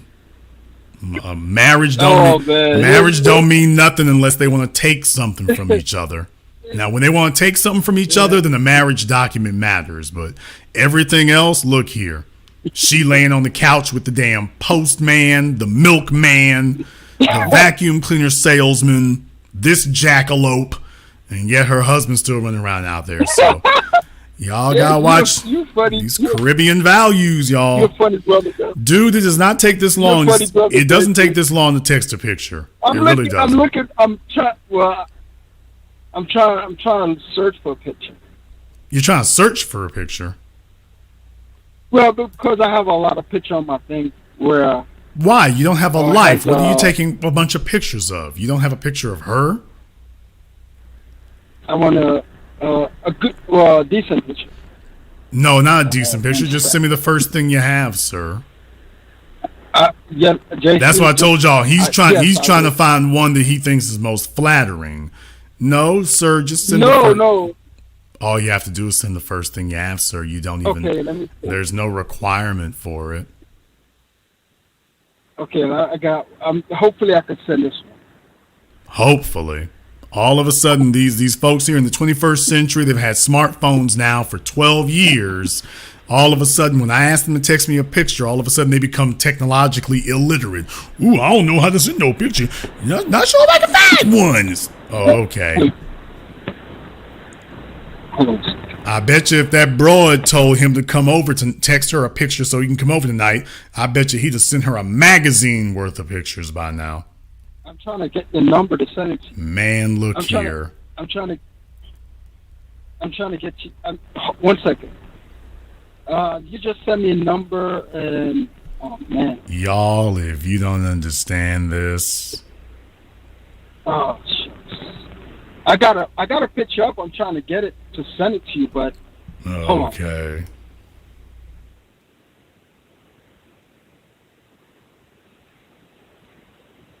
Trying to. One second. I know you just send me a number. Yeah, y'all. All of a sudden, he don't know what to do. He's new to smartphones. He don't know how they work. He doesn't know how they work. He's not sure how to send a text photo. He don't know what to do. All of a sudden. Shut. Hold on. How you? I know I saw it when it came through, but I'm just trying to.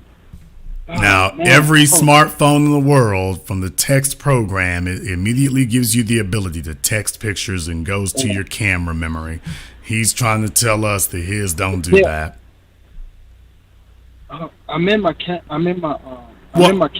What model phone do you have, sir?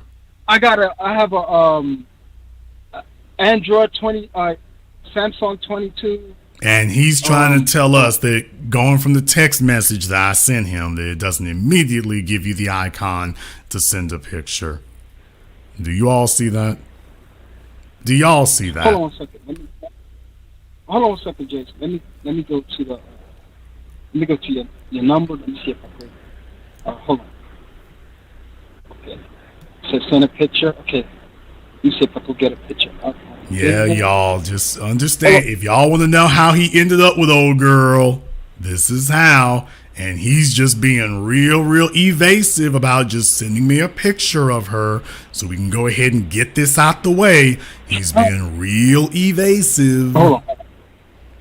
That's not accidental. No, hold on one second. Okay. I'm going to put you on hold so you can go ahead and find that picture, sir. Let me get caller from area code 478. You're on live with The Business. What's your name? Where you calling from? How you doing, Mr. Black? This is Luke from Atlanta. Luke from Atlanta, what's on your mind? I have a problem. Like, when I approach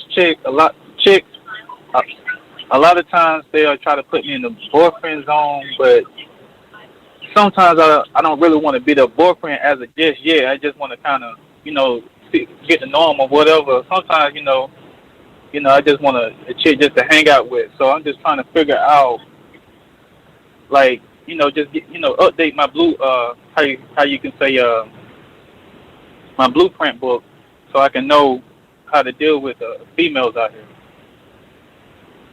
Okay. For you, I'm getting a lot of questions about this tonight, and if you guys really want to discuss this in depth here, join me on Patreon tomorrow so we can go ahead and speak one-on-one about that, and let's go ahead and get you all straightened out, okay? All right. Thank you very much for giving us a call here. I'm getting a lot of guys asking me about this. These are basic approach questions. I know you go on YouTube and all you come out is very confused.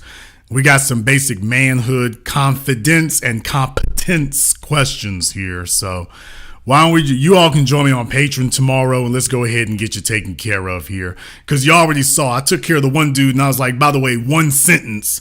After all these years of listening to these pickup artists, red pill gurus, clowns, and other folk out here saying all this nonsense, all I did was give him one sentence, and it was like the heavens parted. And I'm like, yeah, it's called having a conversation and being interesting. You can learn about that. Yes, I can walk you from the very beginning of it.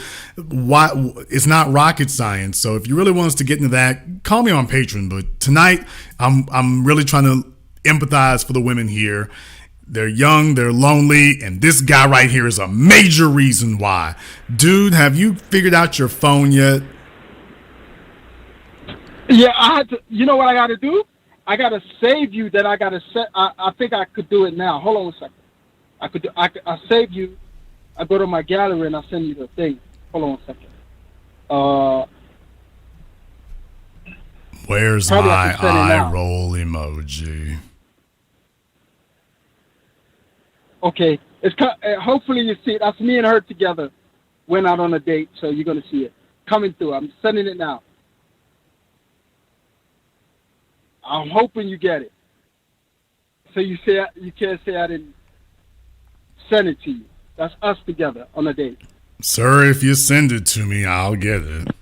Just like every other person in America. If you send it to me, I'll receive it.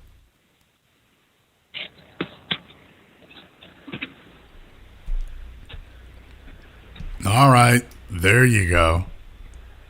Now, let me ask you a couple of questions here. Slow down. Let me ask you a couple of questions, okay? Yes. You said Yes, sir. she's about 45 now, yes? Oh, her or me? Her, sir. Yes, she's 45. Okay. I'm 47. She looks it. In any case here, the way you got your arm around her, y'all sure do look booed up. So at least you trying to. But her body language is telling me a lot in regard to you. Her body language is telling me a lot. Couldn't help but notice that. Her body language is telling me a lot. Now, you're the one holding the phone in this picture? No, she is. Okay. She. Because her arm looks a little funny here, but I guess you're looking at the screen. The reason why I thought that was a little bit different is because she's looking straight into the camera, and you're not. So what I'm telling you is body language tells me a whole lot. Now, granted, she is not a size 16. However, let me ask you a question. On a scale of 1 to 10, even numbers only, what number do you think that she would receive from the men? Not from herself, but from the men in New York City.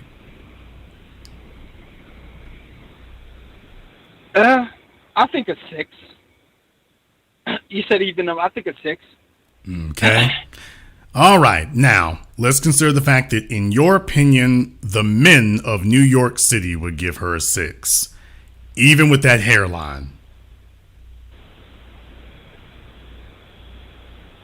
Yeah.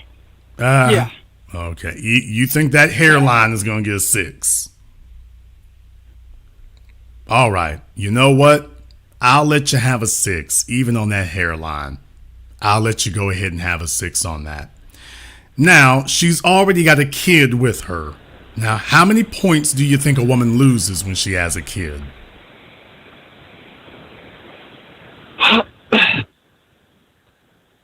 Well,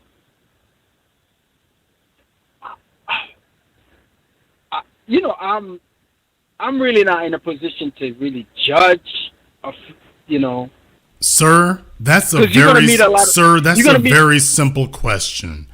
If a woman is a 6, how much do you think it drops her value if she's coming to you with a kid?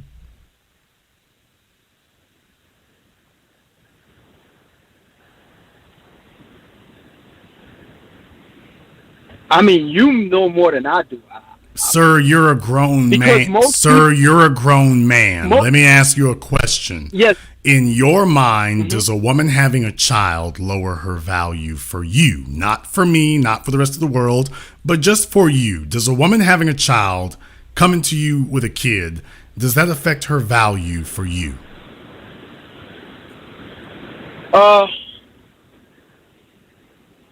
Honestly, it depends where her head is at. Okay, so in If other words, the answer is no, it doesn't.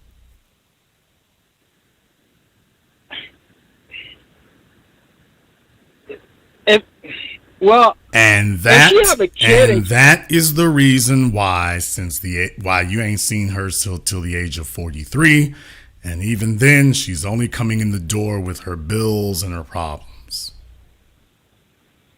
You don't have any standards, and that's the reason why she's doing this. And you're just the latest in a long line of men. You're just the latest in a long line. Jason, why are you saying this? Because, folks, I want you to understand and learn something from what I'm about to say here next. You say you've been dipping with her for the last 2 years, correct? Yeah, if you want to say that. Okay, sir, either you have or you haven't. You said that you reconnected with her 2 years ago. Were you with somebody 2 years ago when you met her? No, I was not. Okay, so you were single. Okay, you were single when you met her. So before 2 years ago, when was the last time you were in a relationship with, I'm going to say another person. I don't know if it was a man or a woman, but when was the last time you were in a relationship before this woman came along? Honestly, I was probably like 7 years because I would just focus on. Yeah, there you go. There you go. There you go. So he was 38. The last time he had a relationship, he was 38 years old. He's 47 now.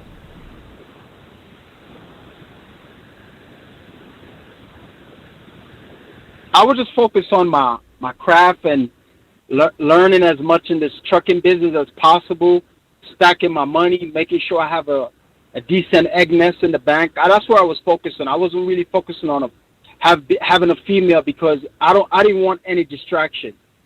So I was mostly focused on my stacking my money and stuff like that. So I wasn't really, I didn't really want any distraction. My point to you is that you've spent the better part of the last decade with no female. Now, the relationship you had when you were 38, how long were you in the relationship with that woman? She was an older woman. I was probably seeing her for 2.5 years. There you go. So in that case there, that was from the time he was 36. Now, before you met that woman, what was the longest relationship you had before you met that woman? The woman I was dating before I got my CDL. No, in your life, sir. In your adult life, what is the longest relationship with a woman you've had? I think the 2.5 years are the longest. Thank you. Now, how many females have you been romantically involved with or intimately involved with in your life? Probably around 6. There you go. So in other words, you don't actually have a lot of female interaction.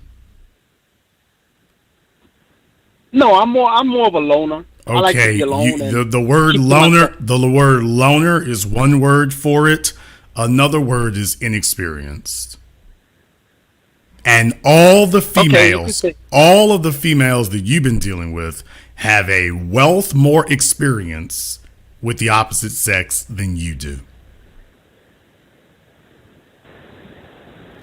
The longest relationship he's had is 24 months.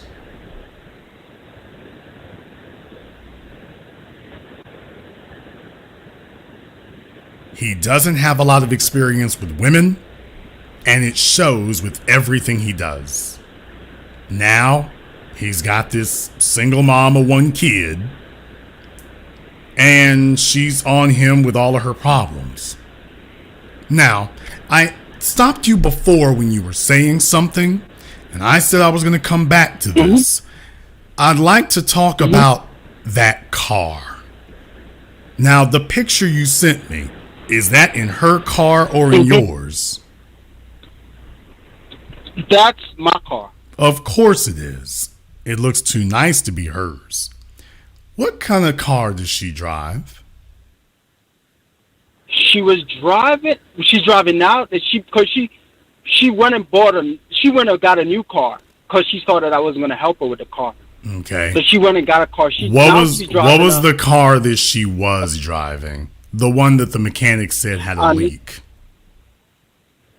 A 1997 Honda Civic 4-door, and it was leaking on the engine. Okay. So let me get this straight. When did she get rid of that car? Probably 3 weeks ago, a month ago. Okay. She got rid of it. So let me get this straight. She's been driving a car that was made about the time you two graduated from high school. Yeah, basically. That car is old enough to drink. Yeah. All right. That car is old enough to get an OnlyFans. Yeah. Okay. She came to you, divorced, single mom, with a car old enough to win the lottery.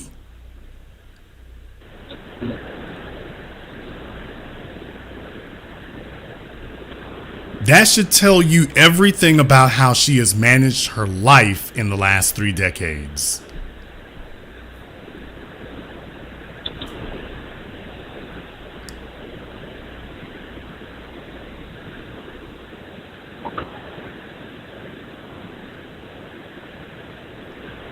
Now you say she's gotten rid of that car. Congratulations. What did she get? She got a 2022 Honda Civic 4-door. That you say just Honda. a newer version of. She can't afford that. I don't know. I don't get into. Sorry. Yeah. I don't get into. Okay, I don't sir. Actually told me what here's the reason why you can't give a stupid answer like you're trying to give me right now. I don't get into that. Then you shouldn't get into bed with her. Because if you're getting into bed with a woman, you're getting into bed with everything she is, including her finances. And if you're trying to plead ignorance, that's not a good sign when a man gets into bed with somebody under a condition of ignorance. That's not a plus, sir. You're not sitting up here alleviating yourself of responsibility. This is risky. This is risky as hell. So she just went and bought a brand new car at the height of the automotive bubble right now. This is the absolute worst time to be buying a car right now. This is the worst time you could possibly do this. And yet she went and got a brand new one. And if she's out buying $1,000 handbags and behind on her rent, that tells me she didn't put down nothing for this car. I don't, Jason. I didn't ask anything. I reach a point. I leave stuff alone. Because I don't want people to feel that I'm trying to tell them what to do with their finance, because I don't want to get no here's the argument thing. with no one. The thing is, you already started that talking about, well, she went and bought this handbag and I told her that wasn't a good idea. So here's the thing. Now you're contradicting yourself. Either you feel like you should be advising her, or you don't advise her and you just see her when you see her. Well, I tried to advise her in the beginning. When I see that I'm dealing with disciplinary problem, I leave it alone. There's a difference. Okay. You said at the beginning, sir. You said at the beginning. So if that's the position that you've taken, then why are you having all this conflict about it now? No, because I'm listening to the broadcast and I heard you say you don't try to change a person. So that's one of the reasons I called in. because I'm not trying to change a female. If you're stuck in your ways, you're stuck in your ways. I'm not gonna try to change you. However, if I'm around you, if I'm calling, even if I'm a friend. Did you give her any money to get her car fixed? No, I did not. What is the most most money you've spent on this woman? And be honest, because if you tell me you haven't spent any, I'm going to tell you you're lying. No, I'm not going to lie to you. I've been with this woman 2 years. I spent numerous money. I took her out, finest restaurant. I'm talking about outside. I'm talking about outside of a date, sir. For a birthday of last year, I gave her, because I do not like to shop. I do not like department store. I get stressed out in department store. I gave her $250 for a birthday, and I've bought stuff for her. I treated her and stuff like that. But if I'm looking at stuff, if I think you're being fiscal irresponsible, I'm going to say something. Okay, so sir, no, I'm talking about something that she needs. You're talking about wants.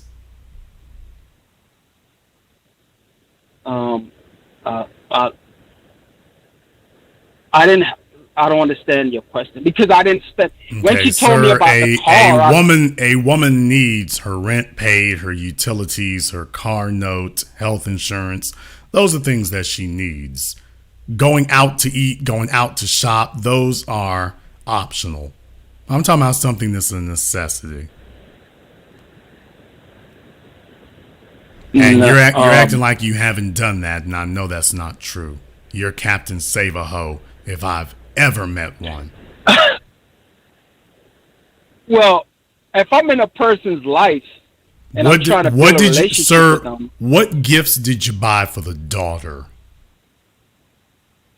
Or graduation? I don't shop. I rather give you money. You buy what you want. I'm not a shopper. Okay, so in other words, you gave her daughter money to go buy something for herself. I gave her a gift card for $250. Her daughter graduated this year. I gave her a $250 gift card from high school. Her daughter graduated from high school. I gave her a $250 gift card. I'm not a shopper. I don't like to go in stores because I'm afraid I'm going to buy something that the person won't like. So I'd rather give you the money so you buy what you want.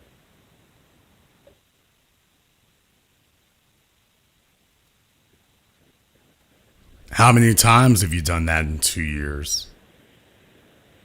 In the 2 years? Probably 8 times, 9 times. Right. So you've done this for the daughter numerous times. No. I've done it for the daughter just once, her graduation. If you tell me that if you're telling me you've only given that daughter money once, I'm going to tell you that you're lying. You know that's not true. So let's try again. I'm telling you the truth. I don't. Does the daughter have any after school activities, sir? Is she like a cheerleader, member of the Glee Club, anything like that? She does cheerleading. Okay. And have you ever taken her to practice? No, I have not. Picked her up from it? No, I have not. Okay. Well, we know you spent money. Have you ever taken her mom on vacation or something? No, I have not. Okay. You've never taken her mom on a trip anywhere? Nope. Have you ever taken the daughter anywhere? Nope. Okay. No, I have not. This does not compute, especially with everything else that's going on. So I know full well you're not giving me the whole story. Here's the real thing about it here. Regardless of any of that, although that all really does matter here. On the one hand, you're asked if this is your woman, and you act like you're not sure whether she is. But then when this gets challenged, you want to make sure she is. So you're showing too much concern for somebody who's not your woman. The real thing is, your position with her is not solid. So that's why you're ashamed to have to admit, my position with her ain't solid. So you don't really want to have to say that. That means that you've got suspicions that she's been talking to another dude off and on. I don't know. I'm on the road. There you go. I don't know. There you go. Jason, I'm on the road 30 days at a time before I go home. I'm on the road. Right now I'm in Idaho Falls. I don't trust There you go. Now, here's the real thing. If that situation was settled in your mind, you wouldn't even be wrestling with this now. If you actually had accepted exactly what the situation is, you wouldn't be sitting here grappling with this now. You'd already be like, hey, I know what the deal is. I know where we stand, and I just want to keep things just like they are right now. I ain't buying no cars. I'm not buying any handbags. I'm not paying no rent. I ain't doing any of that. She can get the other fella to do that, not me. But you already know that you're not solid enough. I didn't buy no handbag. But you already know that you're not solid enough to be her only option. That's why you want her, but you trying to figure out, well, how much should I do? Because I know I'm not her first choice or her preferred option. So that's where all this conflict is coming from. I care about her, but you can't make a person, you can't force a person to like you. I care about her. You originally called saying that, you were thinking about what I said about you can't change a person. Here's the issue. If you already accepted her for who and what she is, you wouldn't be worried about trying to change her. You would only be concerned about keeping things the way that they are. Okay. I'm glad you say that. But if you see that someone is being fiscally responsible, or I just gave him the answer, and notice he's doubling back. So once again, he wants this woman real bad. He just doesn't want to have to fess up to. He doesn't want to have to. Sir, be quiet. He doesn't want to have to fess up to it and admit it in front of other people, but he wants this woman for real. He's trying to figure out how to get her to do right. And it's just like, dude, you keep trying it, but okay.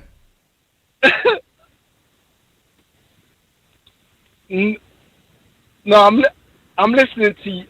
I'm listening to you. I don't want to say too much because I'm trying to learn something, so I'm not trying to say too much.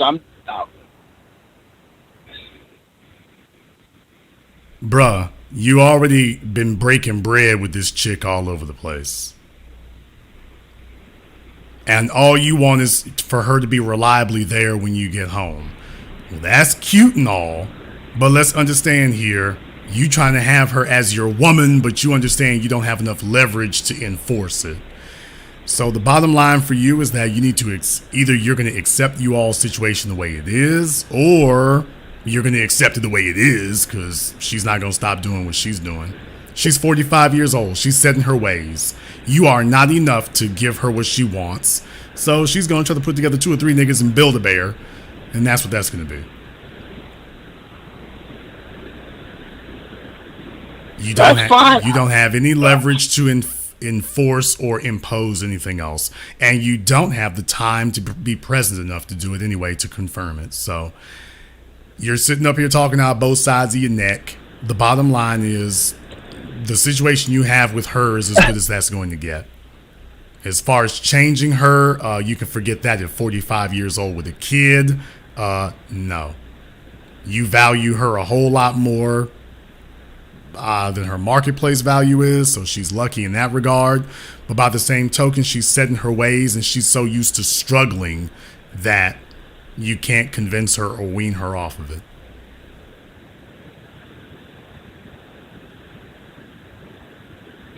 So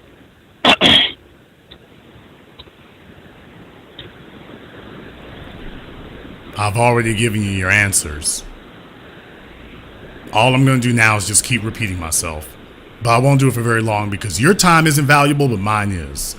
Either you're going to accept you all's situation the way it is and be like, okay, this is the extent of what I'm going to do, and that's it, because she's never going to marry you, and you're never going to marry her. If you did, you'd be even dumber than you already are. But there's not going to be any marriage going on here, and you're not going to have any kids with her. So what are you expecting from her now that would be worth you giving her any advice at 45?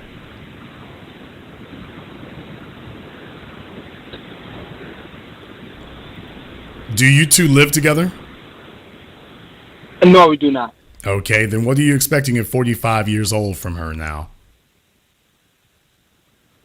No, I'm not expecting anything. I was just wondering if am I overstepping my grounds by trying to tell her that, you know, you need, at our age, we should be laying a foundation where when we get old, we don't have to struggle. Yeah, there you go. There you go. Did you all hear that? At our age. He didn't say at her age. He said at our age. So in other words, he's forward looking in their relationship. Because I just asked him, what are you expecting? I ain't expecting nothing. It's just that at our age, we need to think about the future. But you just told me you were not thinking about the future. No. It's dude, sir, you're just a self-deluding simp is what you are. And that's cool. Go ahead and be what you are, but don't sit on my phone lying to me about it, because that's a waste of my time and an insult to my intelligence. So the bottom line is, he wants this chick bad.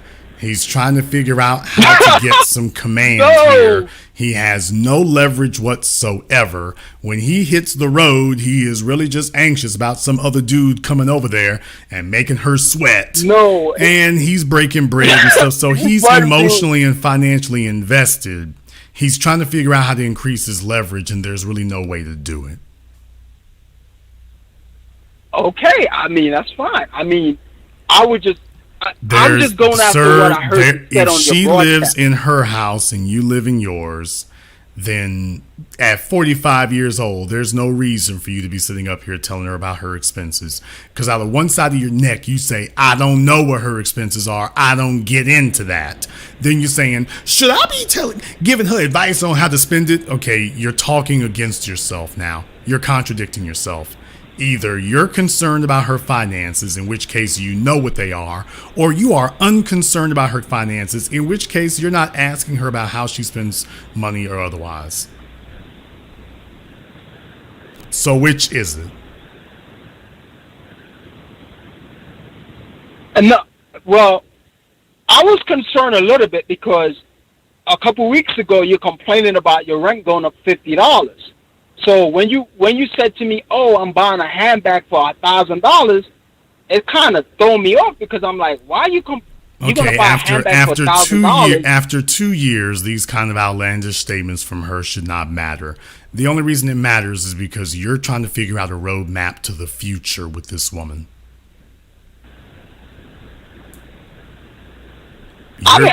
You're trying to figure out how you two can be together in 5 years. That's what you're trying to do. And I'm just here to tell you, at 45 years old, in her situation, if that's the woman you want, okay. But just understand, what you see right now is the best you're going to get from her. So that's why I said the whole time, you trying to argue against it, just stop your lying. You're trying to figure out how to chart a future out with her. Well, go ahead and try that, but just understand, coming in the door, make this decision with your eyes wide open. What you see from her is the best you're going to get. That's it. The way she is right now, this is the maximum positive she's going to be. The way she spends money, her temperamentalism, her immaturity, her lack of planning, her impetuous nature, this is the best you're going to get. This is it right here. So, whatever future plans you wish to make them against the backdrop of that knowledge. She's emotionally impulsive. She goes off and spends money like she wants to, even when she doesn't have it. She's constantly behind and in debt, and you don't even know what those numbers are, and yet you think about 5 years from now, and you don't even know what the numbers are today. So the only advice I'm going to give you is what you see is what you get, and this is the best it's going to be. At 45, you're not even going to be make micro changes. What she's doing right now, that's what you're signing up for. So you better enjoy it, and you better like what you see if you're going to spend any real time around this, much less talking about the future from now. So you're either all in or you're standing on the sidelines and just, hey, I'll holler at you when I come through town. Oh, your rent's due? Oh, okay.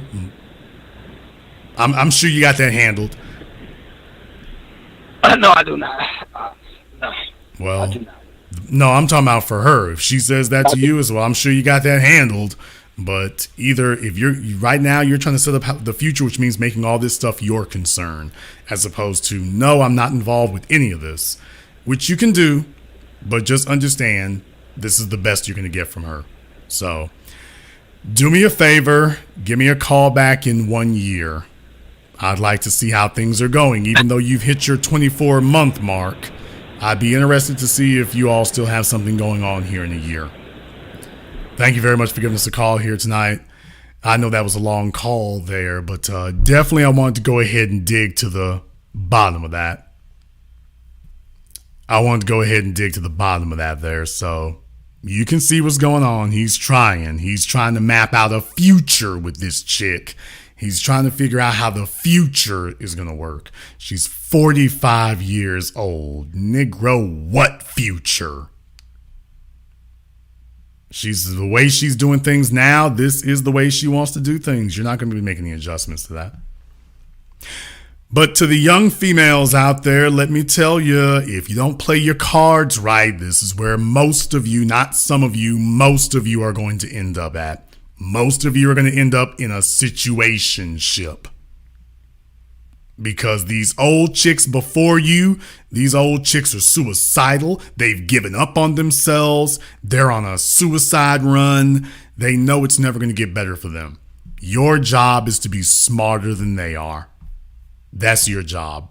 Be smarter than they are. Be better than they are.